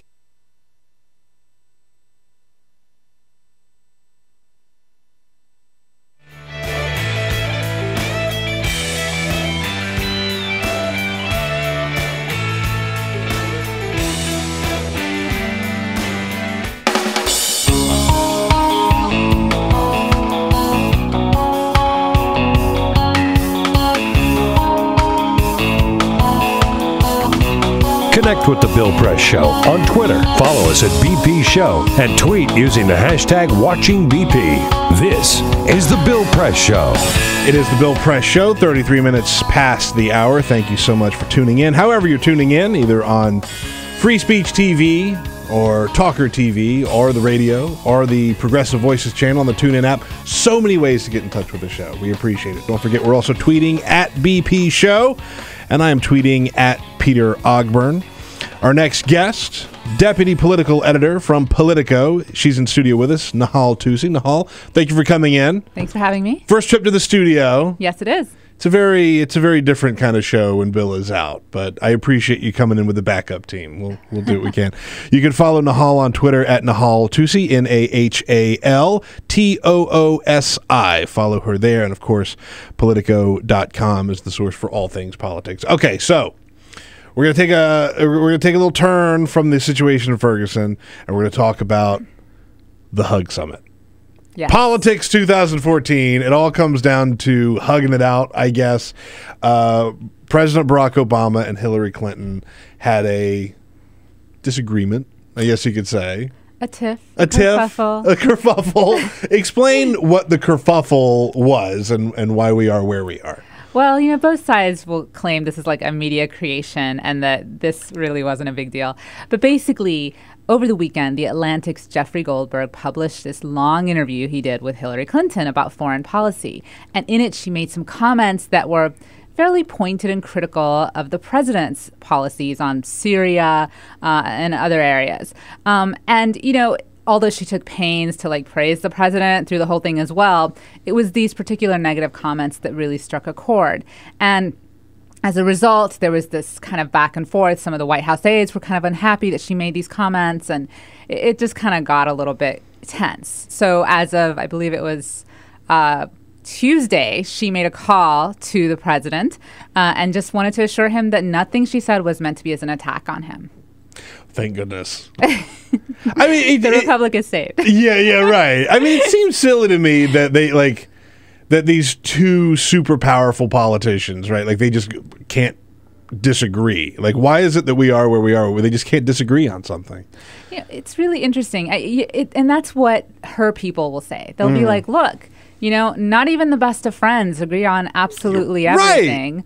So why are we making such a big deal of this? At the same time, you know, she said some pretty interesting stuff. I mean, for instance, you know, the whole principle that people say is the White House's foreign policy doctrine, which is don't do stupid stuff. Don't do stupid stuff. I won't say the other word. I don't know if we're allowed to or not. No, but thank you. I appreciate the self-edit. But, you know, they, you know, and she said, well, that's not an organizing principle for a great nation.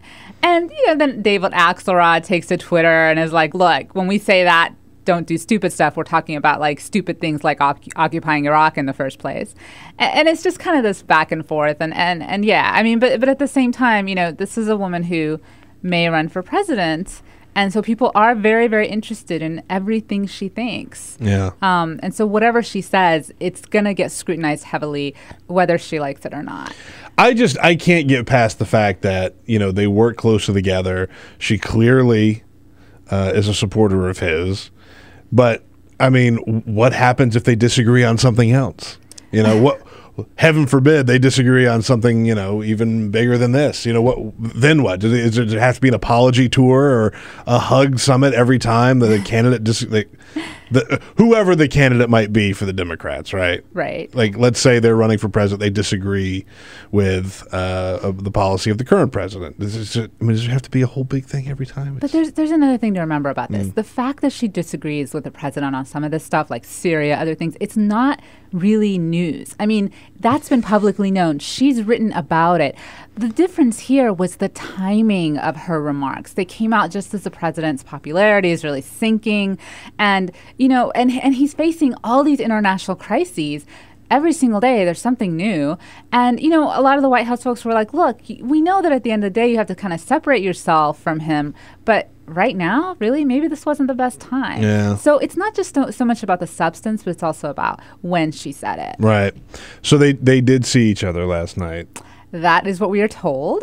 We don't know, right? We didn't get to see the hug summit. Press. Bummer. Total we don't bummer. even know if they technically hugged. Oh, man. Yeah. Everything I know is a lie. If they didn't actually hug it out in Martha's Vineyard. They have to have a do-over. That's just right. I mean, they're going to have one for the cameras. It's like the whole the inauguration thing, right? Where they had to redo it because John Roberts messed up the inauguration thing. Yeah, they have to do a whole other one for the camera now. I guess they will, because nobody will believe him otherwise. So smooth sailing, right, from here on out. There are no more fights with Hillary Clinton and Barack Obama. It's all smoothed over. Yes, and there's going to be world peace tomorrow. Yes, exactly. No. All right, we're all done here. All right, we solved it all. Yeah, no. I mean, I think that it's just a question of how long this particular piece is going to last. And I mean, look, I don't think you're ever going to see a situation where the two are really getting cruel to each other and taking pot shots and just being really nasty. But I mean, I think down the line, you know, there is going to be increasing places where, you know, she just takes a different stand than he does or did. Yeah. And it's just, you know, people are going to take a very close look at it. And especially if she decides to run for president, which, as I would like to reiterate, she still has not said she will or not. You know what I've said? She's definitely running for president. She may have just not declared it yet, right? Like, she might not declare. She might not actually go in as a candidate. But what she's doing right now, this is running for president. This is a lot less about promoting her book, I think. Well, I think a lot of people are kind of building their careers and everything on the notion that she will run for president. Yeah. And yeah, I mean, it does look like she's, you know, laying the groundwork. A lot of people refer to her new memoir, Hard Choices, as, you know, kind of like a campaign manifesto type platform, thing. yeah. Although, platform. Though I guess it wasn't, you know, the critics didn't get the sense that it was particularly edgy or anything like that. No. So yeah, I mean, there is this sense that, you know, she's doing everything but declaring at this point. But, you know, still, this is a politics, and things are not easy to predict, and you just never know what's going to happen. And she just might decide, you know what, I don't want to do this. Right. No, she might. And I also think there's a real danger for Democrats to crown her as the candidate again. I mean, we know how that story ended last time. Well, didn't end so well for her. Well, the interesting thing is that this time, like, there's really no clear, solid alternative. I mean, I mean, there is like Martin O'Malley's, you know, making some noise, and But I mean, the reality, like, there's not really a solid plan B from what we can tell. I don't even hear anything about Biden. I mean, there was a... Oh, yeah. Sorry. Oh, that's so terrible. Yes, Joe Biden. But no, to defend your point, I do think that there was a time that Biden was, like, everybody was talking about Biden running. I don't think that people are talking about Biden running that much anymore. It seems to have faded a bit. Yeah. But, I wouldn't rule it out yet either. I certainly wouldn't rule it out. But yeah, I mean, it does seem like there's this very kind of strong kind of momentum toward Clinton that is continuing. And I still, at the end of the day, I still think that even if Joe Biden was an alternative, or Martin O'Malley or others, it would be, for a lot of the Democratic establishment and others, just an absolute, like, shocker if they had to turn to one of those two. But, it's... Let me ask you this, because something that we've talked about a lot is the lame duck aspect of the president. I mean, he's still got plenty of time left in his second term, but what can he get done? It seems like it's a real uphill battle to get anything done these days. Yeah, and there's a crisis every minute, and people's attention spans are really short. Mm-hmm. And I mean, I still get the sense that he's pretty much come to the conclusion that he's not going to get any help from Congress now, when the Democrats still control the Senate. And if the Republicans win the Senate later this year, I think that pretty much the situation for him is not going to get any rosier. So it just seems like he's going to do what he can. I mean, he certainly seems determined to do whatever he can through executive actions and any other power that he has or believes he has. I mean, the Republicans will argue with some of these things. So, I mean, it's hard to say, like, there's going to be some major big accomplishment in the last 2 years, but at the same time, he might be able to do some things and put some rules in place that do have some lasting effects. Of course, the problem with executive action is the next guy or woman can just undo them. So, yeah, it's... Not to mention, he's got this whole lawsuit to fight now. Right. There is the lawsuit.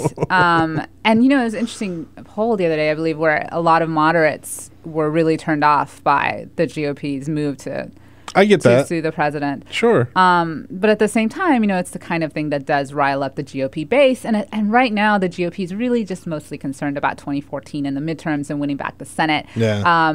They're not, it doesn't seem like they're really thinking as much as some people would argue they should about 2016, and you can look at their actions on immigration, things like that. It just seems like they very much are focused on this year. Weird, a lack of foresight from the Republican Party. That's really, really weird these days. Boy, I'm not used to hearing that.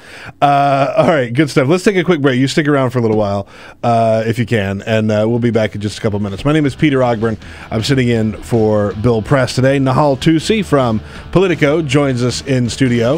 Make sure you're following her at Nahal Toosi, NahalToosi. Quick break. We will be right back. This is the Bill Press Show.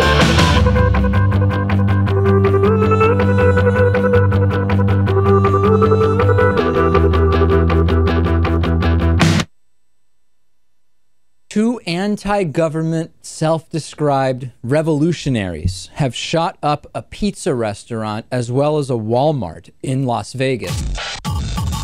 The internationally syndicated political series, The David Pakman Show, provides progressive talk, analysis, and interviews with the nation's youngest radio and television host, David Pakman.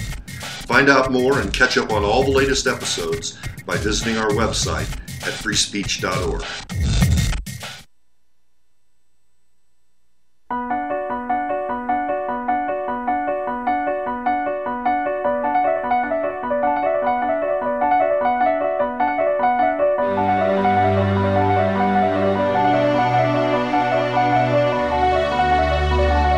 The most important issue on this planet right now is to protect and conserve biodiversity in the world's oceans.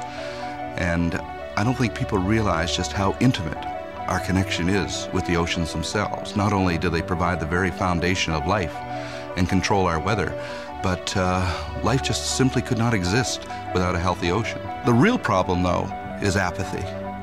It's all out of sight, it's all out of mind, and people don't even think about it. But it doesn't matter whether you live in Peoria or on the coast.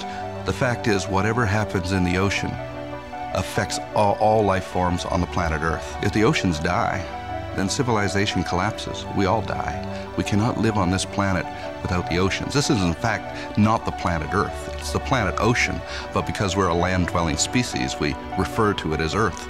But it is the planet ocean, and the oceans are the heart and the foundation of all life on the planet.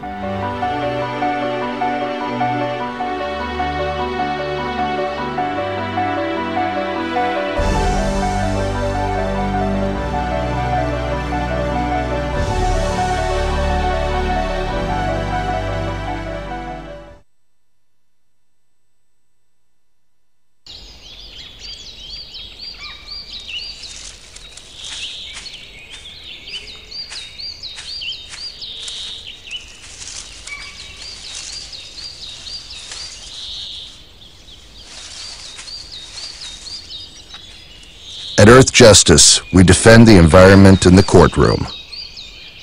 Join our fight. When you take a seat, you take a stand. Earth Justice, because the Earth needs a good lawyer. Tune in to Gay USA with hosts Ann Northrup and Andy Hum for in-depth coverage of lesbian, gay, bisexual, and transgender news.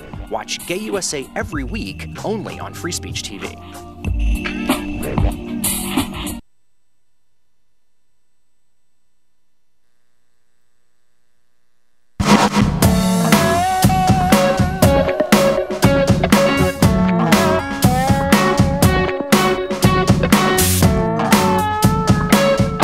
Seen on Free Speech TV and online on TawkrTV. This is the Bill Press Show. It is the Bill Press Show, 47 minutes past the hour on this Thursday, August 14th. My name is Peter Ogburn, sitting in for Bill Press today. Thank you so much for tuning in. However you're tuning into the show, be it on TV or your computer or your phone or your radio, all the many different ways you can get in touch with us. Especially on Twitter, at BP Show. You could follow us there, at BP Show. You could follow me, at Peter Ogburn. But let's be honest, I wouldn't follow me. I wouldn't follow me. My guest is Nahal Toosi from Politico. You should follow Nahal at NAHAL TOOSI on Twitter, Nahal Toosi. Thank you for being here. Thank you for having me. Appreciate you coming in for your first time into the studio. Next time you come in, Bill will probably be here. Okay. So that's just so you know, it's not normally this much of an amateur hour. All right, so I want to talk to you about this story, the Iraq situation. Sure. Because not that long ago, you know, we were told, okay, we got to get in, some bombing, some aid, but troops, feet on the ground, boots on the ground, no. That's not for us. Right. However, this morning, from the Hill, reporting nearly 1,000 troops on the ground in Iraq right now. Wow. That's a lot of troops. It's a lot of troops. It's a lot of troops considering we weren't going to put boots on the ground. Well, but I think a lot of them actually are advisors. Yes. If I'm right. I know. By the way, advisors. Okay, this is the thing. Actually, when I see this thing about no boots on the ground, I'm kind of like wondering, well, do these guys wear loafers or something? Like, I don't really understand. Yes. Like, you know, yeah, I mean, we get them some more sensible footwear on the ground in Iraq. I do question some of the distinctions, and I do, you know, with what's going on there right now, I think it's, you know, it could be a little dangerous to promise, you know, we're not going to do something, we're not going to do something, we're not going to do something, because the situation there is quite a bit unpredictable. The Islamic State militant group, or whatever you want to call them, ISIL, ISIS, they are just, you know, they have tremendous power right now over a large stretch of the area, and they have the ability to cause a lot of havoc in a country, in a very important region with oil supplies and other things. And it's just one of those things where, like, to say, well, we're not going to do something, we're not going to do something, you really do put yourself at a risk of later coming back to regret what you're saying. So it's just, you know, it's one of those things, I think, very objectively you can say, like, this is very dangerous territory to tread on, to make promises about what we are or aren't going to do. Yeah. But I don't know, at the same time, this is President Obama, who did, you know, he said, I'm going to pull us out of Iraq and we're going to end this. And he did do that. Yep. So it's, you know. It's not quite a mission accomplished banner. And he's never said that. Right. I mean, you know, he's never had the big mission, the moment or something. Right. Like, it was actually a fairly subdued withdrawal. There was no, like, if I remember correctly, there's no declaration of victory or anything like that. Right. But as we can tell, the conflict still continues. So this backs up a little bit to what we were talking about earlier about the whole lame duckness of the presidency, but immigration has now been put sort of back on the president's table of what he can do, what he should do, what he's able to do. Congress certainly hasn't acted. Where do we go with immigration? What happens next? You know, it's really extraordinary that we're at this point right now. It's amazing. Because back in 2012, after he was reelected, I think the one thing everybody thought was going to happen was immigration reform. And, you know, polls show people really do want to reform the system. I mean, the system, it's very, to a degree, outdated. It's kind of out of shape in a way. You know, it doesn't seem like the inputs and the outputs are matching. The supply and the demand don't make sense. It's just a very strange system that a lot of people, including a lot in the GOP establishment, the Chamber of Commerce, others, they want to reform the system. They want to make it more logical. After, like you said, after 2012, every Republican we talk to on the show, we have Republicans on often, they all agree, we got to get something done on immigration. We got our clocks cleaned by the Latino vote. In 2012, we got to get something done. If for no other reason than for self-preservation, we got to get something done. Right. And now here we are. Right. But the difference is we're in a midterm year. And so now, you know, the Republicans are not worried about winning a national election, a presidency. They are worried about winning these races, individual races in certain places where the Latinos don't necessarily have that much voting power. And, you know, they're going to do what they're going to do. So they're doubling down on the anti-amnesty ads. They're doubling down on, you know, calling the Obama administration incompetent when it comes to securing the borders, all sorts of things. And so it's just really striking. It's as if the GOP is like, well, you know, we're going to make nice with the Latino community later. And I think a lot of people would argue that it's not like the Latino community is just going to forget this. Right. And it's going to be really, I think, one of the fascinating stories in the next couple of years is going to be how the Republicans try to pivot back. What they do. And I do want to throw in one other important point here, which is that, you know, immigration reform, the word reform is somewhat amorphous. You know, for some, reform simply counts as just, you know, a much more militarized, secured border. That's our immigration reform. For others, it's like, look, we need more H-1B visas. We need all this other stuff that is going to make the system more logical. And it's just a question of like how this big reform package, if they decide to do this comprehensive approach, comes together. And I just, you know, it's going to be one of those very, very fascinating things. But I do think there's agreement on all sides that there's something got to be done. Something's got to be done. But when it's going to happen. Ugh, God. It's seriously, this whole thing makes my head hurt. Because, you know, Congress had their chance to get something done. They passed, and then they sort of said to the president, well, you get something done. Right. So now what's he's going to take some executive action, which, by the way, they're going to sue him over. Right. That was striking. Like the GOP statement on that was just kind of like raised you a do lot something, of eyebrows. but you said that if I did, I was going to... Yeah, it's a But mess. the president's a very interesting situation because if he does take steps to do a lot of executive action on deportations, things like that, it's going to have further galvanizing effect on the right. Yep. So to a degree, the GOP is like, yeah, do it. You know, like, we'll get our folks to turn out. And some Democrats are really worried about this. They're like, you know what, maybe you shouldn't take too many steps. And then there's also just the other point that, you know, he is limited to a degree in what he can do. Immigration does fall to a great deal under the executive branch. But I mean, it's just one of those situations where, you know, if he goes too far, he really risks a backlash on all sides. Yeah. All right. Nahal Toosi from Politico, thank you so much for coming in for your first trip to the studio. Thank you. I appreciate it. Make sure you're following her on Twitter at Nahal Toosi, NahalToosi, Deputy Political Editor from Politico. We'll talk to you again soon. Thanks. All right. It's Peter Ogburn in for Bill Press. Quick break. We'll be right back. This is the Bill Press Show.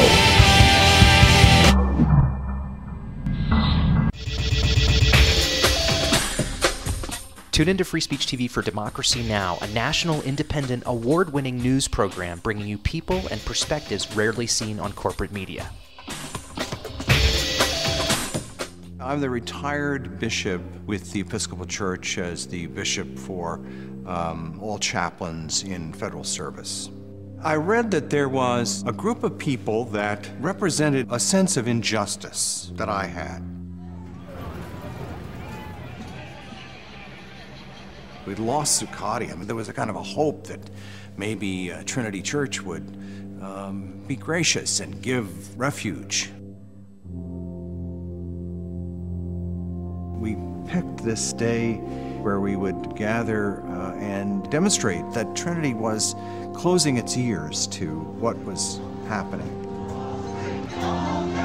We marched around the block, and I realized that, my goodness, they're carrying a ladder. And I thought, well, this is the moment.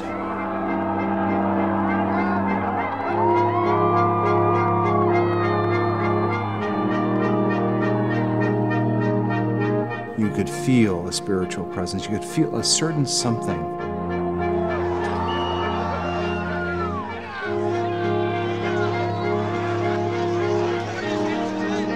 And then the cops came in. It got brutal. Yeah, I'm with you right here. Robin, I'm here. The church needed, in this moment in history, to stand alongside of these protesters. The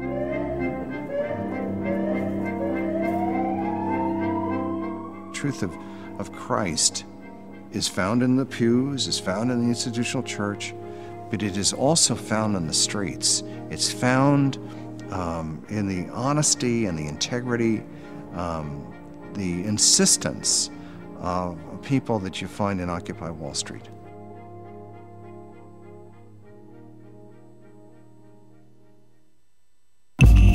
Tune in to Gay USA with hosts Ann Northrup and Andy Hum for in-depth coverage of lesbian, gay, bisexual, and transgender news. Watch Gay USA every week, only on Free Speech TV.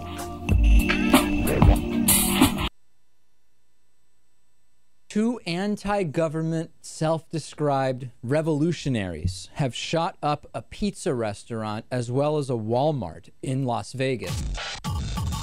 The internationally syndicated political series, The David Pakman Show, provides progressive talk, analysis, and interviews with the nation's youngest radio and television host, David Pakman.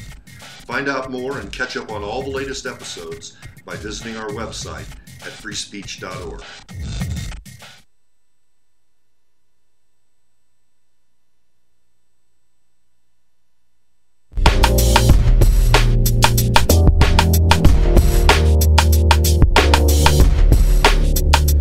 A lot of stuff coming up in the next hour of the show. Remember, if you're watching on Free Speech TV, we disappear. So go over to youtube.com/TawkrTV, TAWKRTV, to catch our conversation with Tim Mack from the Daily Beast. That's next, right here on The Bill Press Show. This is The Bill Press Show.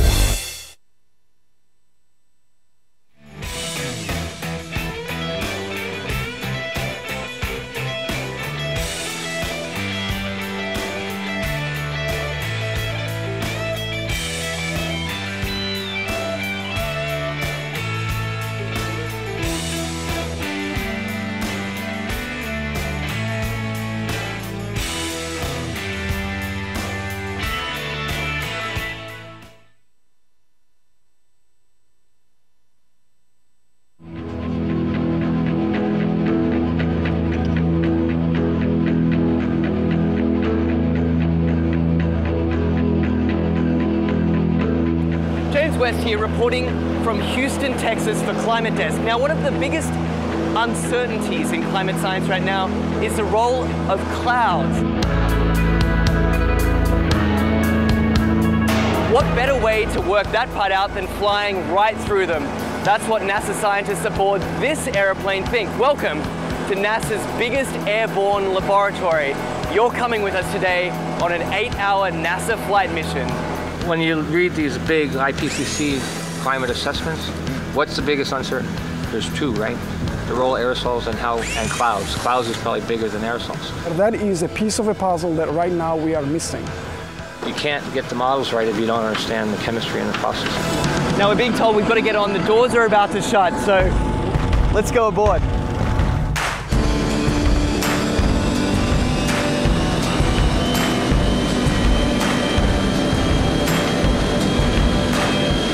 time you turn on the weather, every time you hear a climate change prediction, that information has to come from somewhere. And it starts by getting sucked out of the air from planes like this.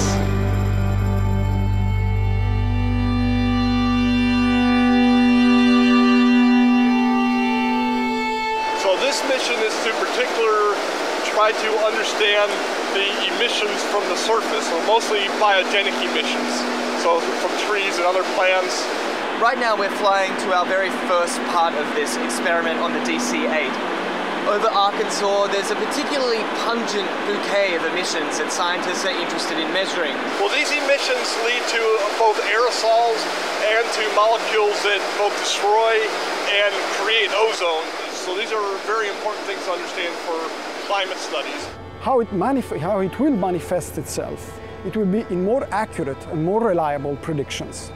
So what we're doing is taking a series of flyovers, each at a different level of the atmosphere, scooping up those emissions, testing them, and hopefully scientists are going to see exactly what's in this column of air all the way up. The data that we collect in one flight can keep busy 60 scientists and students for 3 years, 4 years. We're still studying data from data collected 20 years ago. In fact, this particular mission today is its most heavily equipped in its nearly 30 years of service. Each one of these consoles here is a specially equipped scientific instrument designed to collect all sorts of different data in real time. And this instrument here tracks the sun. We're looking at mist chambers. They're used to strip soluble gases. This black line is the CO2. It's about 390 ppm right now. We're putting these filters in the bags that we've got the aerosols that we trapped out of a certain amount of air. And so we're sampling up here about 150 liters a minute. That ultimately flows back into the operational models. It flows back into what goes on TV every day. Anyway, I got to get this sample going. You do it. It's a busy man at work. We can't let him rest. Well, get this. We've just spent 2 hours crisscrossing this one cloud formation. In, back out again, back in again. Then they grow, and we track them as long as we can, and then we let it go. Even one cloud can hold a host of answers to the mysteries of climate change. The patterns of, where the clouds are, what type of clouds we see, what kind of weather systems they're associated with it, that'll all be shifting in a shifting climate, in a world with climate change. Then the big spark is this, is when we actually get the meat on the grill. And then it will be some time to process it.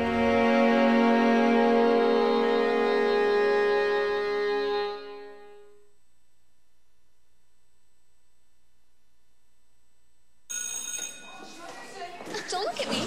Your hair's a bit frizzy today. Aww. You should pick that up. Oh, you're such a dork. Loser. Here, let me help you with that. Oops. Every day, kids witness bullying. Oh, look. Your crush is looking at you. Poor you. They want to help, but don't know how. See, no one here's gonna help you, because no one Teach your likes kids how to be more than a bystander. Visit stopbullying.gov. If you drive buzzed, it could cost you around $10,000. You'll face major legal fees, major fines, and steep insurance penalties. You could lose everything. Nothing kills a buzz like getting pulled over for buzz driving, because buzz driving is drunk driving. When some people struggle with their mortgage payments, they become frozen, petrified. Not knowing what to do, they do nothing. But the people who take action are far more likely to get the most positive outcome. Making home affordable is a free government program. Call now to talk one-on-one with a housing expert about the options that are right for you. Real help, real answers, right now.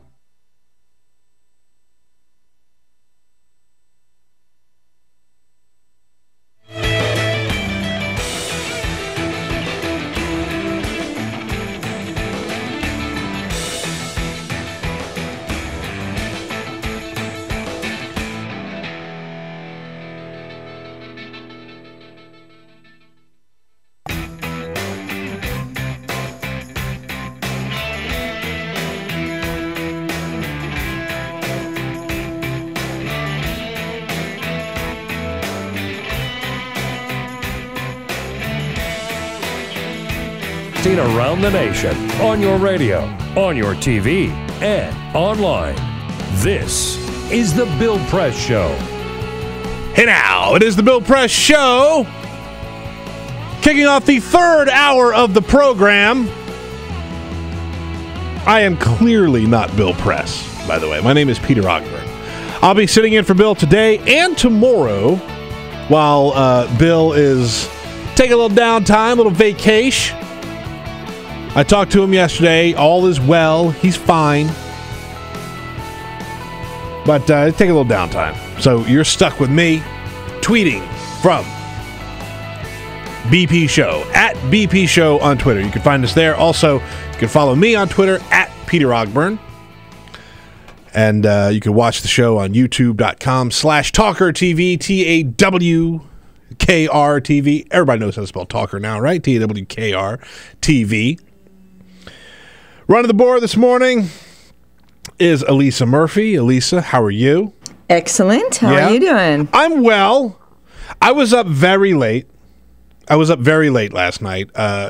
My family is away. They're out of town. Yes. So you've been kind of on your own. So I've been on my own, but I've been behaving. It's not like I go out. You know, I mean, I still have to, even though I've been uncuffed from the family life. I still.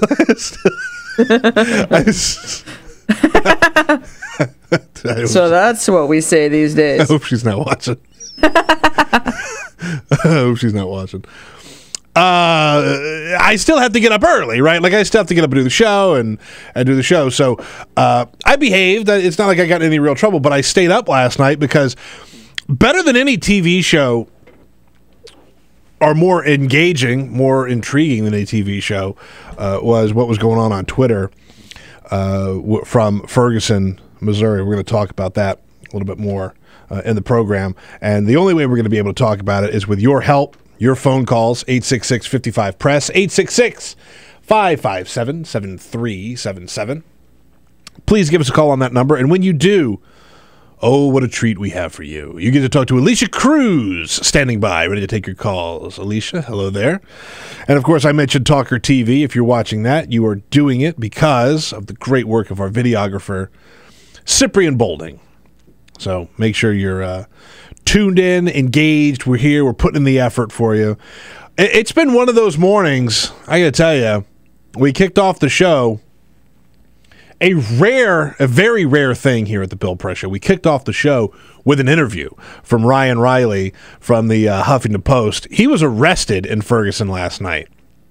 He was in a McDonald's trying to get some Wi-Fi, trying to get some juice for his electronics, continue his reporting. Cops came in, kicked everybody out, and in the process arrested Ryan Riley from the Huffington Post. We talked to him in the first hour of the program.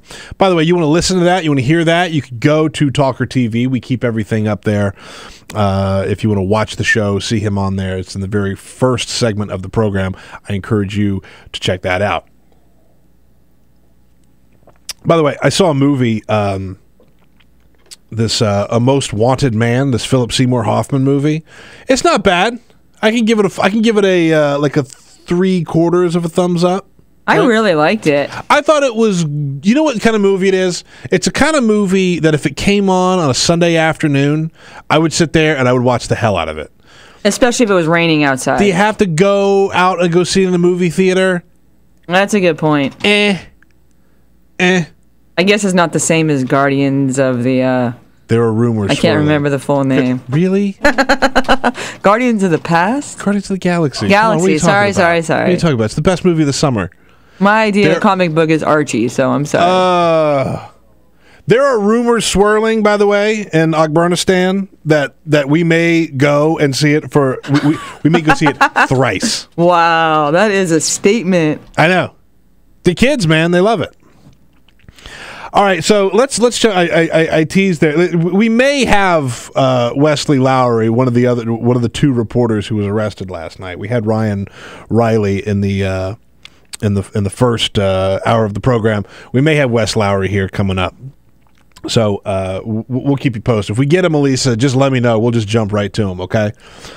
But I want to move on. We're gonna jump right into the situation in Ferguson because, as I mentioned, I was up late sort of surfing around on Twitter, watching Twitter, to see what exactly was going on, because that is where a lot of us now are going to get our news.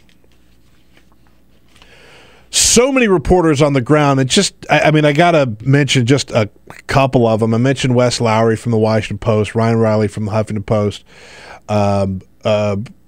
Joel Anderson, our friend from BuzzFeed, a sports writer from BuzzFeed, Black Ink 12 on Twitter, by the way, Black Ink 12. He's in Ferguson. Just terrific stuff from these reporters who are on the ground, literally looking at an army of SWAT teams and police officers. It is a lot to take in. The photos and the videos that are coming out of Ferguson are terrifying.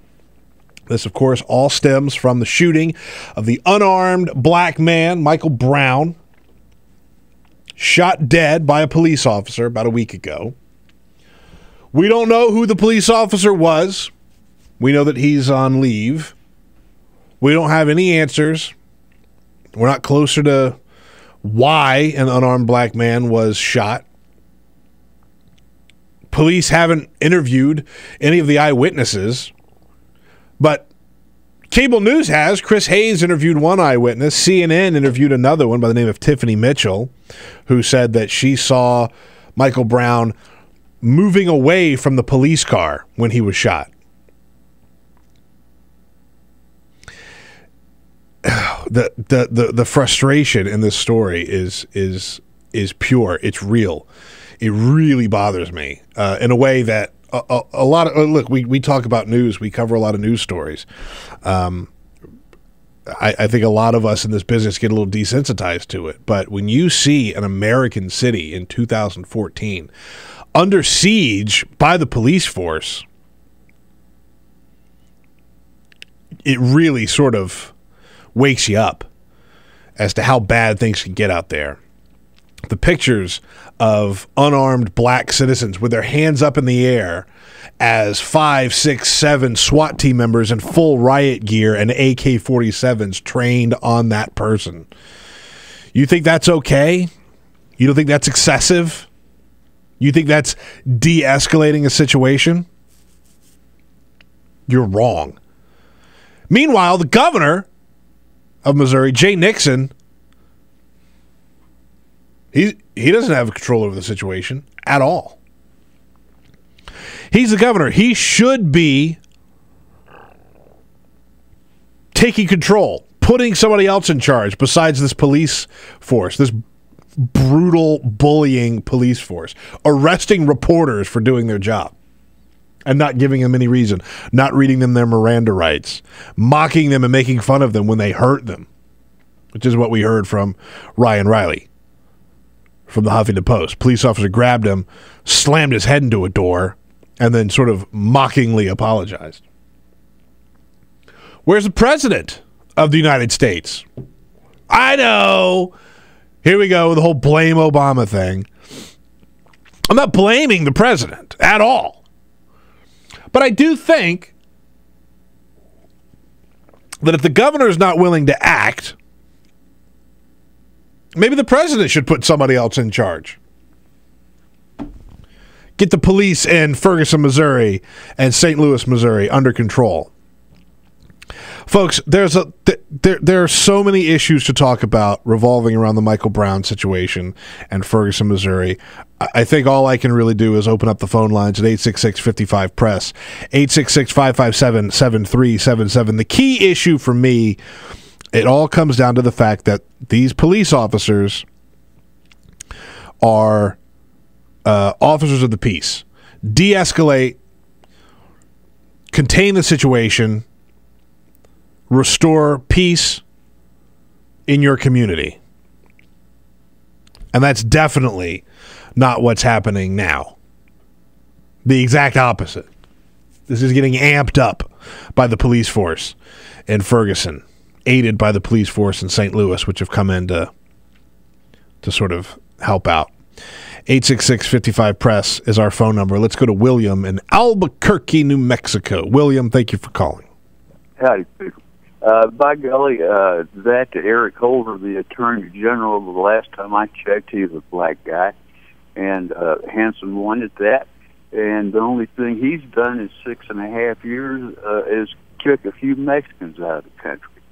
And so maybe this could be a legacy moment for him. Well, look, I disagree with your assessment of Eric Holder, but I don't think it would be wrong for him to step in. And I know that they're going to. They've already said they're going to take a look at the case, and they're going to investigate and see if this police officer acted in a responsible way. I can tell you right now that there's no way that this police officer acted responsible. I know a couple of people on the job. I know a couple of police officers. I've known a lot of them growing up. They'll tell you, any good police officer will tell you, the last thing you want to do is pull. Last thing you want to do is draw your weapon. And if you've got a situation where you've got an unarmed man and you think that the best course of action for you is to draw your gun, you're a bad cop. Sorry. That's just... tell me I'm wrong. 866-55-PRESS. 866-557-7377. Tell me I'm wrong. On that note, let's take a quick break. I think we're regrouping here a little bit with the guest situation. So do give us a call at 866-55-PRESS. Want to hear from you. 866-55-PRESS. My name is Peter Ogburn, sitting in for Bill Press today. Be right back. This is the Bill Press Show.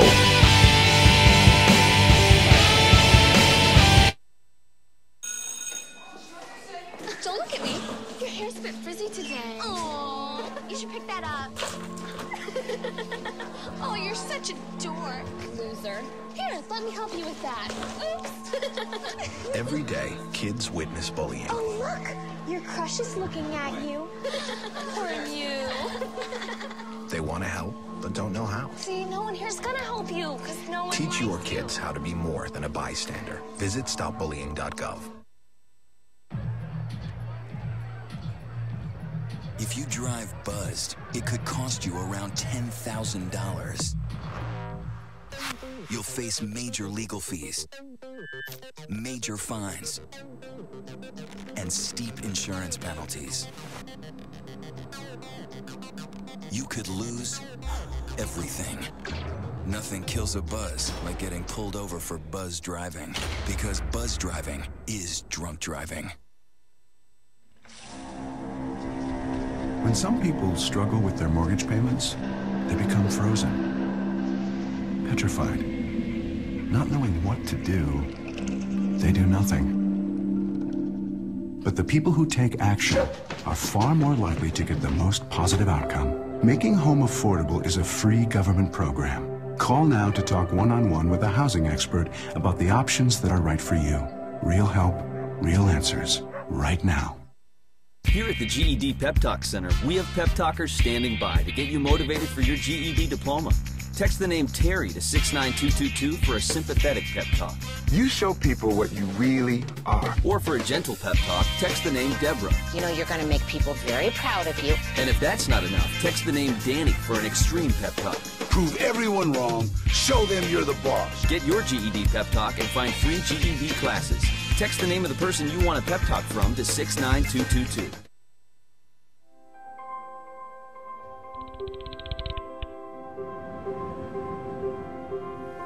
Did you see the world differently?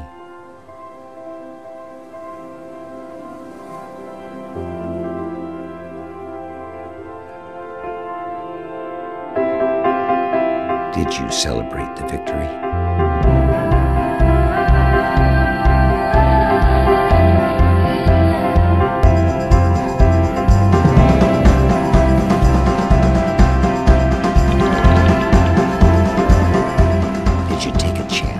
So today, I state clearly and with conviction America's commitment to seek the peace and security of a world without nuclear weapons. Did you stand up against our greatest threat?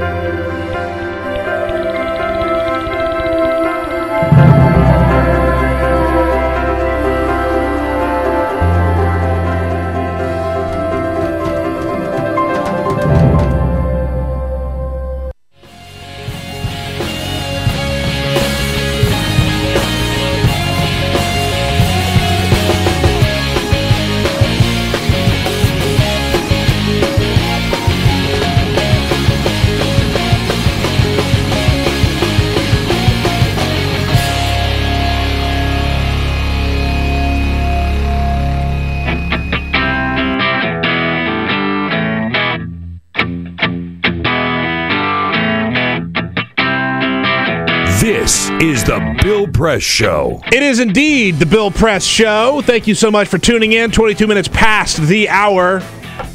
My name is Peter Ogburn. I'm sitting in for Bill Press today. Thank you so much for tuning in. What a show it has been. We kicked off the show about 2 hours ago by talking to Ryan Riley from the Huffington Post. He was arrested in Ferguson last night. We're now lucky enough to be joined by Wesley Lowry from the Washington Post. You can follow him on Twitter at Wesley Lowry, WesleyLowry. Wesley, good morning. Thank you so much for joining us. Good morning. Thanks for having me. I know it's been a kooky couple of hours, man. So I really appreciate you joining us on such short notice. No problem. It's been a kooky couple of days, and honestly, it's been down here since about Monday afternoon, and I know a lot was going on here Sunday as well. It's been quite the week in Ferguson, Missouri. All right, I want to get to your arrest and how that all played out. I want to talk first about the mood in Ferguson because a lot of different pictures are being painted between an angry group of citizens and the people that live in Ferguson being fed up, and then an overbearing police force. What is it like on the ground? What are you seeing, and what's the vibe there? I remember tweeting Monday night. I got in Monday afternoon. I covered protests, and that ended up turning into a big clash between police officers and residents. That ended with tear gas and rubber bullets and chaos. I remember tweeting, it feels like the city is about to explode, or something along those lines. You can feel, I liken it almost to Spike Lee's Do the Right Thing, where you watch the whole movie, and the whole time you're waiting for everything to just go south. You know it. The whole time you know it. That's what it's like here. Every single day you're waiting for the sun to start going down, because you know when that sun goes down, something terrible is about to happen. And yesterday the police chief sort of saying that he wanted... basically, when the sun goes down, everybody to stay home, right? Like, he didn't want anybody out on the streets at all. Exactly. And it was hard initially to interpret. People asked fairly, well, does that mean you're instituting a curfew? What does this mean? He said, no, not a curfew. But frankly, what he's saying here is essentially the mindset has been for these police officers, so once the sun goes down, we can do whatever we want. And so the police chief, who frankly has very limited power even, most of the police officers out here do not report to him. They're county police overseeing much of this, state police. You have these what would have to be state police with the amount of weapons they have. You got to remember, Ferguson police is very small. They don't even have dash cams in their cruisers. So these officers are seeing the pictures of are not local police officers. A lot of them are county police officers or state police officers. But again, the police chief has seemingly almost no jurisdiction or control over what their behavior is. Once they get out in these situations with the protesters, and especially once the sun goes down, they're calling their own shot. I'm seeing a lot of tweets from people who either served in Iraq or covered Iraq and saying these police officers in Ferguson are equipped way more heavy than I ever was when I was in Iraq. I mean, the soldiers that went to go fight in Iraq were less equipped than the police officers there in Ferguson. I've seen that as well, and it's I honestly I've seen those tweets as well. I can't, having never been overseas for armed conflict, I can't say that for sure. But what when you look at, and you guys can see those from the pictures, but when you look around at the show of force, these vehicles that can only be described as almost tanks, these large armored vehicles with sniper posts at the top of them, these large weapons. It's very hard to describe it as anything more than basically a militant force. This is a military force out here against unarmed, peaceful protesters. Again, there has never been a planned violent protest here in Ferguson. This is not, we're going to show up and we're going to clash with police at this time. No one is taking up arms. No one is pointing weapons at police officers. These are largely nonviolent, peaceful protests, and then when the crowds get too big, when the emotion gets too big, the police officers tend to begin feeling uncomfortable, begin barking orders. When residents then don't necessarily comply with them or comply the way they would like them to, officers are employing tear gas, they're employing rubber bullets, and that is when everything is jumping off every single night. I think that the thing that exemplifies the situation with the police better than anything else is their show of force inside the McDonald's that you were in last night. Tell me about what happened. It was myself and one of the reporters, Ryan, who I know he's already joined you all. We were sitting in McDonald's working, and several armed officers, some of them with, like I said, heavier duty equipment, come in, and initially they say, "You guys should leave. We don't really know what's going on here. You should leave." And we say, "Well, we're fine. We're gonna be all right here. We know what we're getting into or something." Too. They didn't like that answer. And they came back and said, "We're evacuating. You have to leave." Okay, cool. So as we start to get our stuff together, I take my phone out and try to record this evacuation, these officers demanding we leave. And the officer took exception to that, told me to stop recording, told me I could not record it, which when I asked him, do I not have a right to do this? He didn't like that question. And so as we're sitting there and we're standing there, as we're sitting there and standing there, he's saying, "Hurry up, hurry up, hurry up."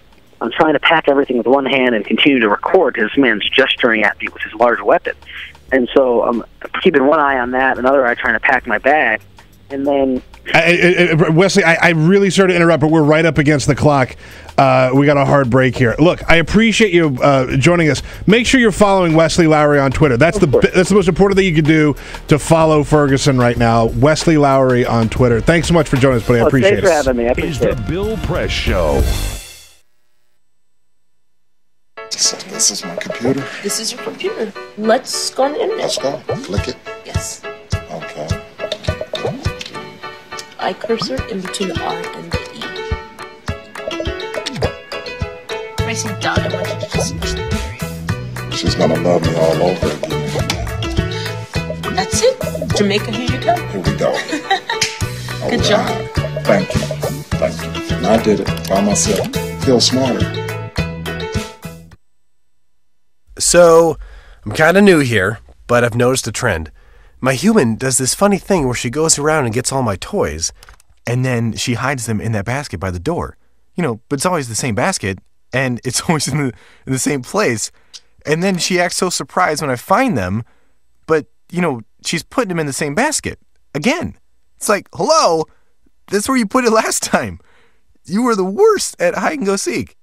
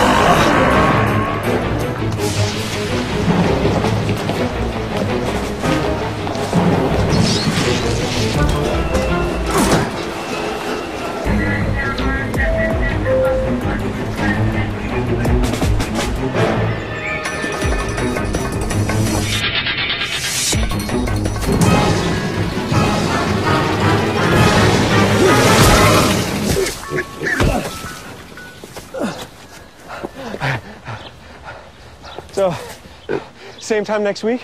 Well, of course. Put away a few bucks, feel like $1 million. For free tips to help you save, go to Feed the Pig.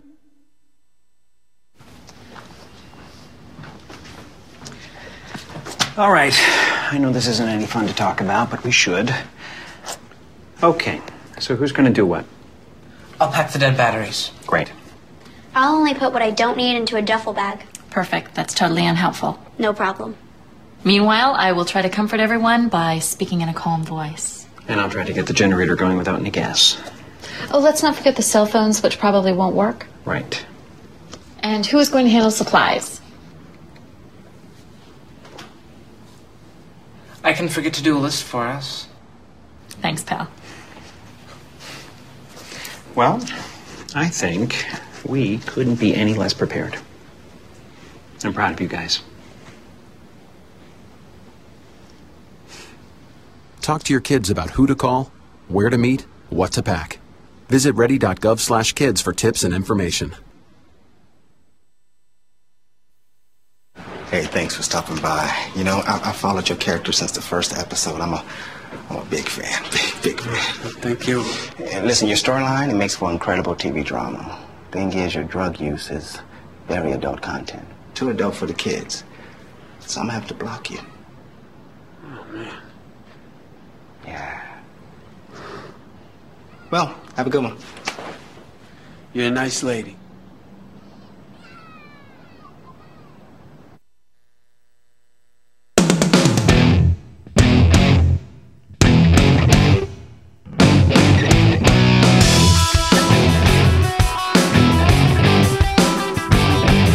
On your radio, on TV, and online. This is The Bill Press Show.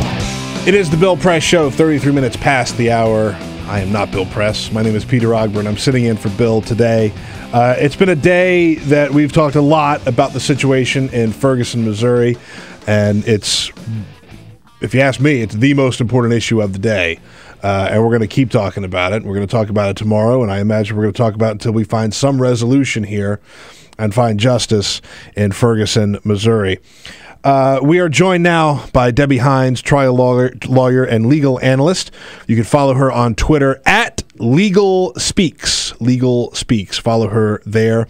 Debbie, thank you so much for coming in. Thank you for having me. Okay, let's get right into the situation that kicked off why we are where we are in Ferguson, the shooting of Michael Brown. Unarmed teenager, about to start college. What was it that led to the situation where he was shot by a police officer? Well, there are obviously two different versions going, but let's just take the police officer's version first. All right. So what the police officer, as we know it, as it's coming out, is saying that there was some confrontation at the police officer's car as Michael Brown and his friend were walking home, again, from a convenience store a la Trayvon Martin, en route to their grandmother's home. And so the police officer asked them to move over to the side, and I guess this is a combined effort from from the witnesses and the police officer, asked them to move over to the side because they're walking in the roadway. They say they only have a few more minutes to go before they get to their destination. And what the police officer says is that he has Michael Brown at the car. Michael Brown at the police car. Michael Brown reaches for his gun. And then there's obviously he runs and the police officer shoots him. Now, if you even just listen to the police officer's account, because he shot 35 feet away from the vehicle, if you even listen to the police officer's account, there was no reason for the police officer to shoot him, even if the police officer isn't saying that he has his hands up, because there was no threat. The fact that he was 35 feet away, look, if he had gone for the police officer's gun, and if there was a struggle for the gun, and if there was a situation where in the heat of the moment, the police officer thought that his best course of action in the middle of a fight, up close and personal, had pulled the gun and shot, we're having one conversation. An unarmed man is shot 35 feet away from a police car, we're having a different conversation. Exactly. And that's my point. I'm just saying, even by the police officer's own account, there is a problem. Because, yes, if it's as the police officer says, and it stops at that point with the car, Mike Brown is reaching for his gun, the police officer is at that point scared that he's going to get shot to death, that's one story. But 35 feet away, where is the threat? Where's the fear? Talk to me about what sort of justification a law enforcement officer would have for shooting an unarmed person. Well, there really isn't any justification except that if there was an instance where the police officer fears that he's about to he's about to die. Right. So there are instances, unfortunately, where if someone points a gun at the police officer, but it's a toy gun, and the police officer doesn't know that at the time, so technically the person would be unarmed, but the police officer could presumably suspect that it's a real gun that's being shot at him. Those are the only really likely scenarios, and none of that plays out here in the Mike Brown scenario. So if this, if like you said, going from the police officer's own account, where are they now in the process of finding out what this police officer did? I mean, they put him on leave. They're not releasing the name of the officer because they fear for his safety, which... So what's the process, I guess? Because my take is you shoot an unarmed person, you need to go through hell to justify why you shot an unarmed person. So what's the procedure? Where are they in that? Do you know? Well, or where they this might is be? the part that we don't know. We would know what it would normally happen, but because of all these different entities involved now, Ferguson police, and I'm hoping they're not really investigating it, but that's another story. But with the Justice Department also being involved, and no one's taking any authority from the other, so it's just that the Justice Department is independently investigating. Ferguson Police Department is independently investigating. So it's unclear what's really going to happen because, on the one hand, the police in Ferguson could decide that they're not going to, talk to the prosecutor. They're not going to bring charges. That still has nothing to do with the Department of Justice bringing charges for a civil rights violation. So that's why they're both involved. Debbie Hines, trial lawyer and legal analyst, in studio with us. You can follow her on Twitter @LegalSpeaks. Not releasing the name of the police officer. Is that common, or is that something that we should be concerned about?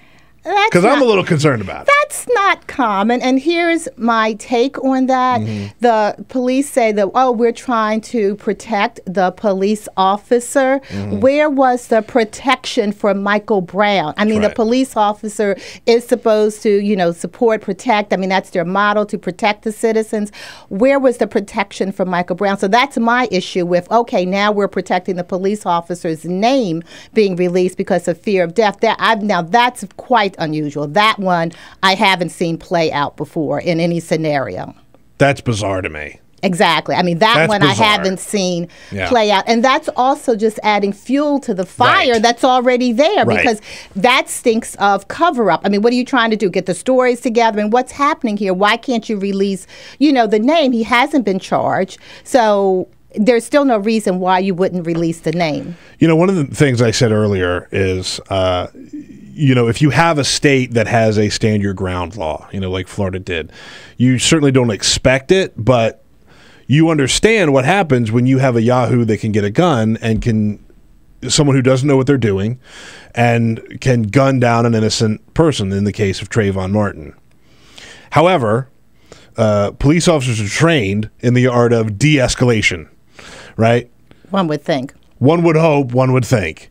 It seems to be every step that they've taken, beginning at the moment that Michael Brown was shot up until last night, where 2 journalists were arrested simply for being in a McDonald's. De-escalation hasn't factored into anything in Ferguson from the police. They have escalated and escalated and escalated. When you have unarmed citizens, the pictures coming out of Ferguson of black citizens with their hands up and 6 or 7 SWAT team members with guns trained on them in 2014 in America? Exactly. And the interesting thing is, when you look at the pictures, it's exactly 49 years from the Watts riots, August 11th in 2000. Wow. 49 years ago. And the pictures, if people go online and look at pictures from the Watts riots with the dogs, with the tear gas, they almost look identical to what's happening in Ferguson. And so there have been accounts that I've really been following it online. There have been accounts from journalists that have talked about, there are 12 protesters here. They're peaceful. They're not doing anything. And you have 100 police officers holding and pointing guns at them. I mean, with what look like tanks and tear gas and guns. And it's from all different, it's not just the Ferguson police. I mean, obviously they brought in outside help from other counties and surrounding, but that is not going to give peace and calm to the scenario that's playing out right now. All that's going to do is just heighten everything. Yeah. And so from not releasing the officer's name, not talking to the witnesses, everything looks like that they're trying to do everything to cover up and protect the officer and not to do what's about justice for Michael Brown. One thing that I think has tragically been lost in all this is the side of the family, Michael Brown's family. His parents are have talked a little bit, but we've spent so much time focusing on the violence in Ferguson. Where do his parents stand right now? Where do they factor into whatever sort of legal action is taking place? Well, I understand the parents, again, the police department says they're going to be talking to the parents, but the Ferguson Police Department has reneged on a lot of different things, so we can only say as it stands at this moment, I understand that they're going to be talking actually to the family, and the family, unfortunately, at this point, the body has been released to the funeral home, and so they're actually in a position where instead of being happy about their son going to college, they're planning his funeral. That, to me, was brutal. We played the clip of his mother the other day, and he should have been starting classes the other day, and she said he should have been in college right now, and we're like you said, planning his funeral. It's crushing. That's the sad part of everything. 866-55-PRESS is our phone number, 866-557-7377. I do want to hear what you have to say if you're listening or watching. Get your calls in. We'll take them up here with Debbie Hines, trial lawyer and legal analyst. Follow her on Twitter at Legal Speaks. My name is Peter Ogburn, in for Bill Press. You can follow me on Twitter at Peter Ogburn. A quick break. We'll be right back. This is the Bill Press Show.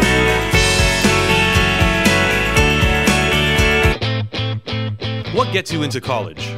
Good SAT scores? High GPA? Lots of extracurriculars? Sure, but what you really need is money. If you don't have the cash, you'll need a loan. And we mean huge student loans because the cost of college has risen 1,000% in the last 30 years.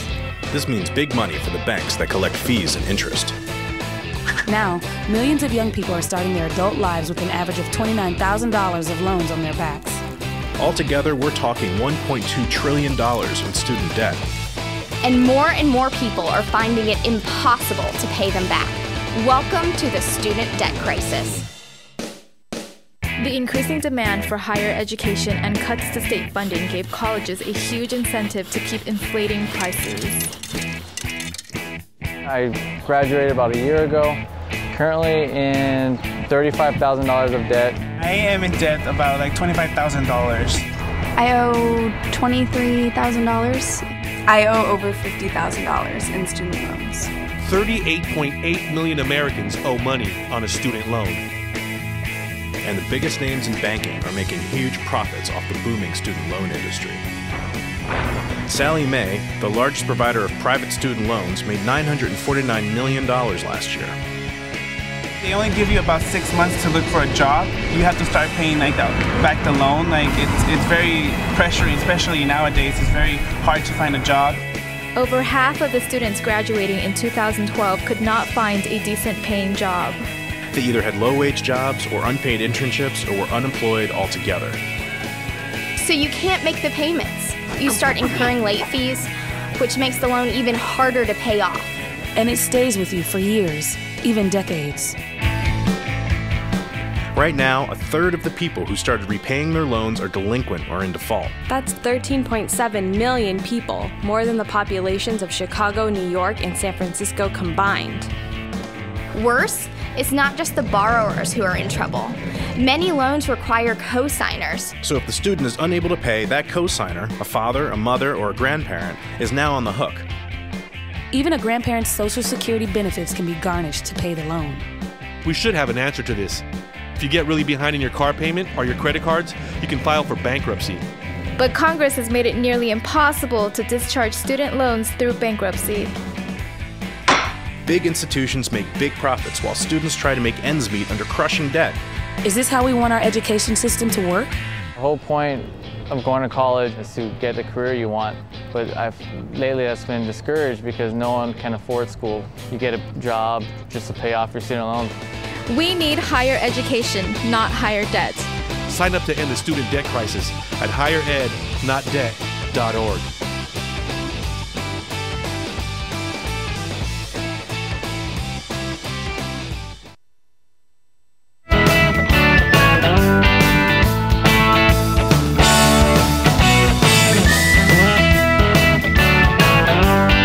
On your radio, on TV, and online. This is The Bill Press Show.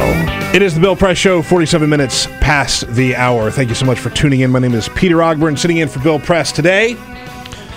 Joined by Debbie Hines, our guest in studio. You can follow her on Twitter at Legal Speaks, legal analyst and trial lawyer. Thank you for being here this morning. Thank you. A powerful piece written yesterday on Deadspin, the concourse on Deadspin by Greg Howard. Title is America is Not for Black People. It was a wake-up call for me. What's your take on a title like that? What's your take on a story like that shows that America is not for black people?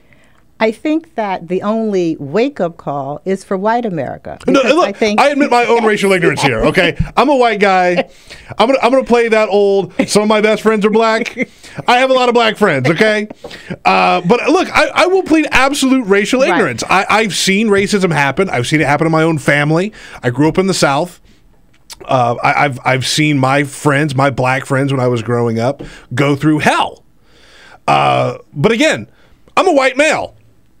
America's not so bad for me. Right. And but I think that, most white Americans feel that there's not that much racism because it's not like what it was in the 60s. No one is saying it overtly, but most African Americans have had encounters enough or have had encounters with their family or their friends, and they just know what you have to do. I mean, we were offline. I was telling you about an incident involving my brother who had a health issue while he was driving. He became very disoriented. He didn't know where he was, and he called me. He's in another city. And he calls me, and we're trying to talk it through. And then he says to me, Deb, I see a police officer. Should I flag him down? And I'm a former prosecutor, and I said as calmly as I could say to him, no, let's think of something else. Because in that instance, my brother is only going to be a black man in America.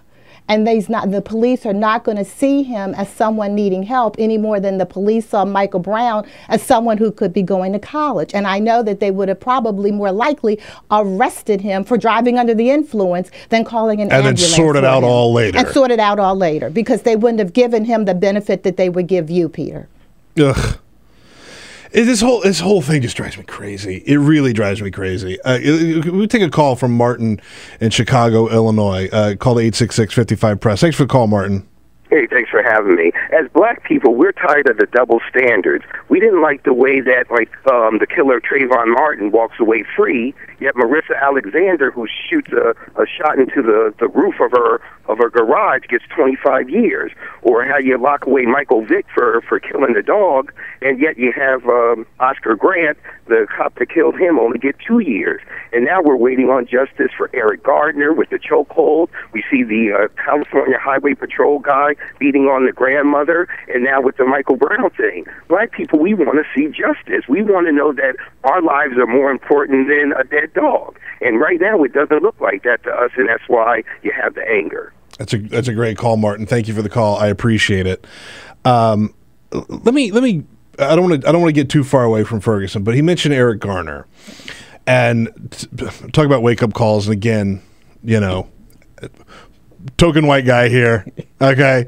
But when I watched that video, I saw a man who was frustrated by police harassment. I saw him try and walk away from a situation, and I saw the police standing around goading him and not giving him the benefit of a doubt. Whereas, let's face it, if it was me, I probably would have gotten the benefit of the doubt. And it's just I don't know where we go from here. Well, we've been here for hundreds of years. I know. I'm looking for the progression, right? I'm trying to be the optimist. What do we do? What do we do? How does this get better? Why is it that this keeps happening and there isn't some sort of a breakthrough moment for us to just be like, holy cow, this happens every day. We don't see it. I mean, I've talked to people, and I think that the problem really is, as Eric Holder says, because we're a nation of cowards, and we don't want to have the conversation. We have incidents. We have incidents where something happens with President Obama. We have these instances where it's purely unjust, but we don't have the conversation. So as I live in my world, which is in both worlds, but I do know what it's like because I am African American. As I live in my world, it's hard to explain it to other people, you know, that are not people of color, what it is like. And we need to universally start that conversation somewhere, sometime. But every time we get there, it's over an incident and it's just too volatile. Yeah. I'm happy to have the conversation with you anytime, Debbie. Seriously, this is so good to get it out in the open and to talk about it and to, I mean, look, I've claimed my own ignorance. I feel like I've learned a lot from the past couple of instances that this has happened, and it's good that we have this conversation and keep it out in the open. And you're doing that in such a great way. Debbie Hines, trial lawyer and legal analyst. Follow Debbie at Legal Speaks on Twitter. At Legal Speaks on Twitter. Let's take a quick break. Can you stick around for one more just short segment? Sure. All right. Quick break. We'll be right back. This is the Bill Press Show. It is possible to read the history of this country as one long struggle to extend the liberties established in our Constitution to everyone in America. In other words, who, according to our laws and culture, gets to be considered a person? The law creates legal personhood, and movements create law and change culture. So, how have the courts passed laws to shape our culture? That history goes way back before Citizens United. 1819, Dartmouth College versus Woodward, Supreme Court case, turned a corporate charter from a government-granted charter to a contract. This ruling gave corporations standing within the Constitution. 1886, Santa Clara County versus Southern Pacific Railroad. Though the court did not rule on corporate personhood, the decision was subsequently cited as a precedent to hold that a private corporation is entitled to the same 14th Amendment rights of due process and equal protection as human beings. This makes it impossible for us to make laws that treat local businesses any differently than giant multinational corporations, even if their business practices are deemed to be harmful to workers, the environment and communities, or if they have a history of violating the law. Hale versus Henkel, 1906. The court granted corporations the Fourth Amendment search and seizure protection. Dodge versus Ford Motor Company, 1919. The Michigan Supreme Court says the business corporation is organized and carried on primarily for the profit of the stockholders. Stockholder primacy is established. The purpose of the corporation, according to the court, is no longer to serve the public good, as it had been. It is now to maximize profit for shareholders above all else. Pennsylvania Coal Company versus Mahon, 1922. Corporations get the Fifth Amendment takings clause, meaning if you pass a regulation that impacts a corporation's ability to make a profit, that is deemed a taking, and they can sue for the right to future profits lost. This creates a chilling effect, and local and state governments become much more hesitant to pass laws in the public interest for fear that corporations can claim loss of potential profits that cities and states will be on the hook to pay. Buckley versus Vallejo, 1976. The Supreme Court rules that spending money to influence elections is protected under the First Amendment, in effect saying that money is speech. Citizens United versus Federal Election Commission, 2010.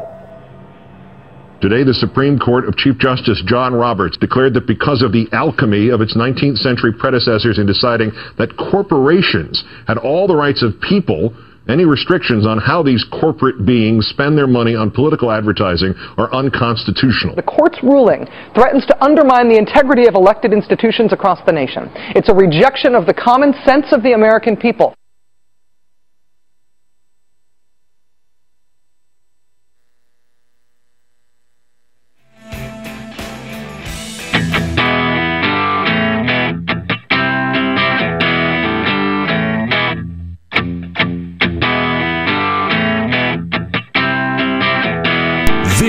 is the Bill Press Show. It is the Bill Press Show. Very, very short segment here with Debbie Hines, trial lawyer and legal analyst on Twitter @LegalSpeaks. Debbie, thank you for being here. We got a call during the break from Mark in Chicago. I appreciate the call, Mark. We just don't have time to get you on. But one of the things he mentioned about making the situation better is police training. Debbie, we've only got about a minute left, but what are your thoughts on that? I mean, that's a start, but it's who's going to train the police. That's right. Because the perception of the police is no different than the perception of most people in America, in white America, because that's how they're seeing blacks the way the police are seeing them. So in certain situations, the police aren't any different than every other person under certain situations. So who's going to give the training, and what are we going to do to change the media perceptions of African Americans? That's a very, very good point. I'm very anxious and a little worried about what happens next in Ferguson. I think that someone's got to get this under control. I think that the governor has to step in. I think that the president might even need to step in and restore some sort of order. I think the governor, his statement last night was he's hoping that the police can get this in order and that the authorities there on the ground get it in order. I don't know that that's the strongest thing. Not going to happen. No, I don't think it's going to happen. Well, Debbie, thank you so much for coming in. Peter. This was a really good conversation. We're not going to stop talking about Ferguson, Missouri. I hope that there's a little more peace that shows up in Ferguson, and we'll be talking about it here tomorrow on the Bill Press Show. Thanks so much for watching. Thanks for listening. We'll be back. This is the Bill Press Show.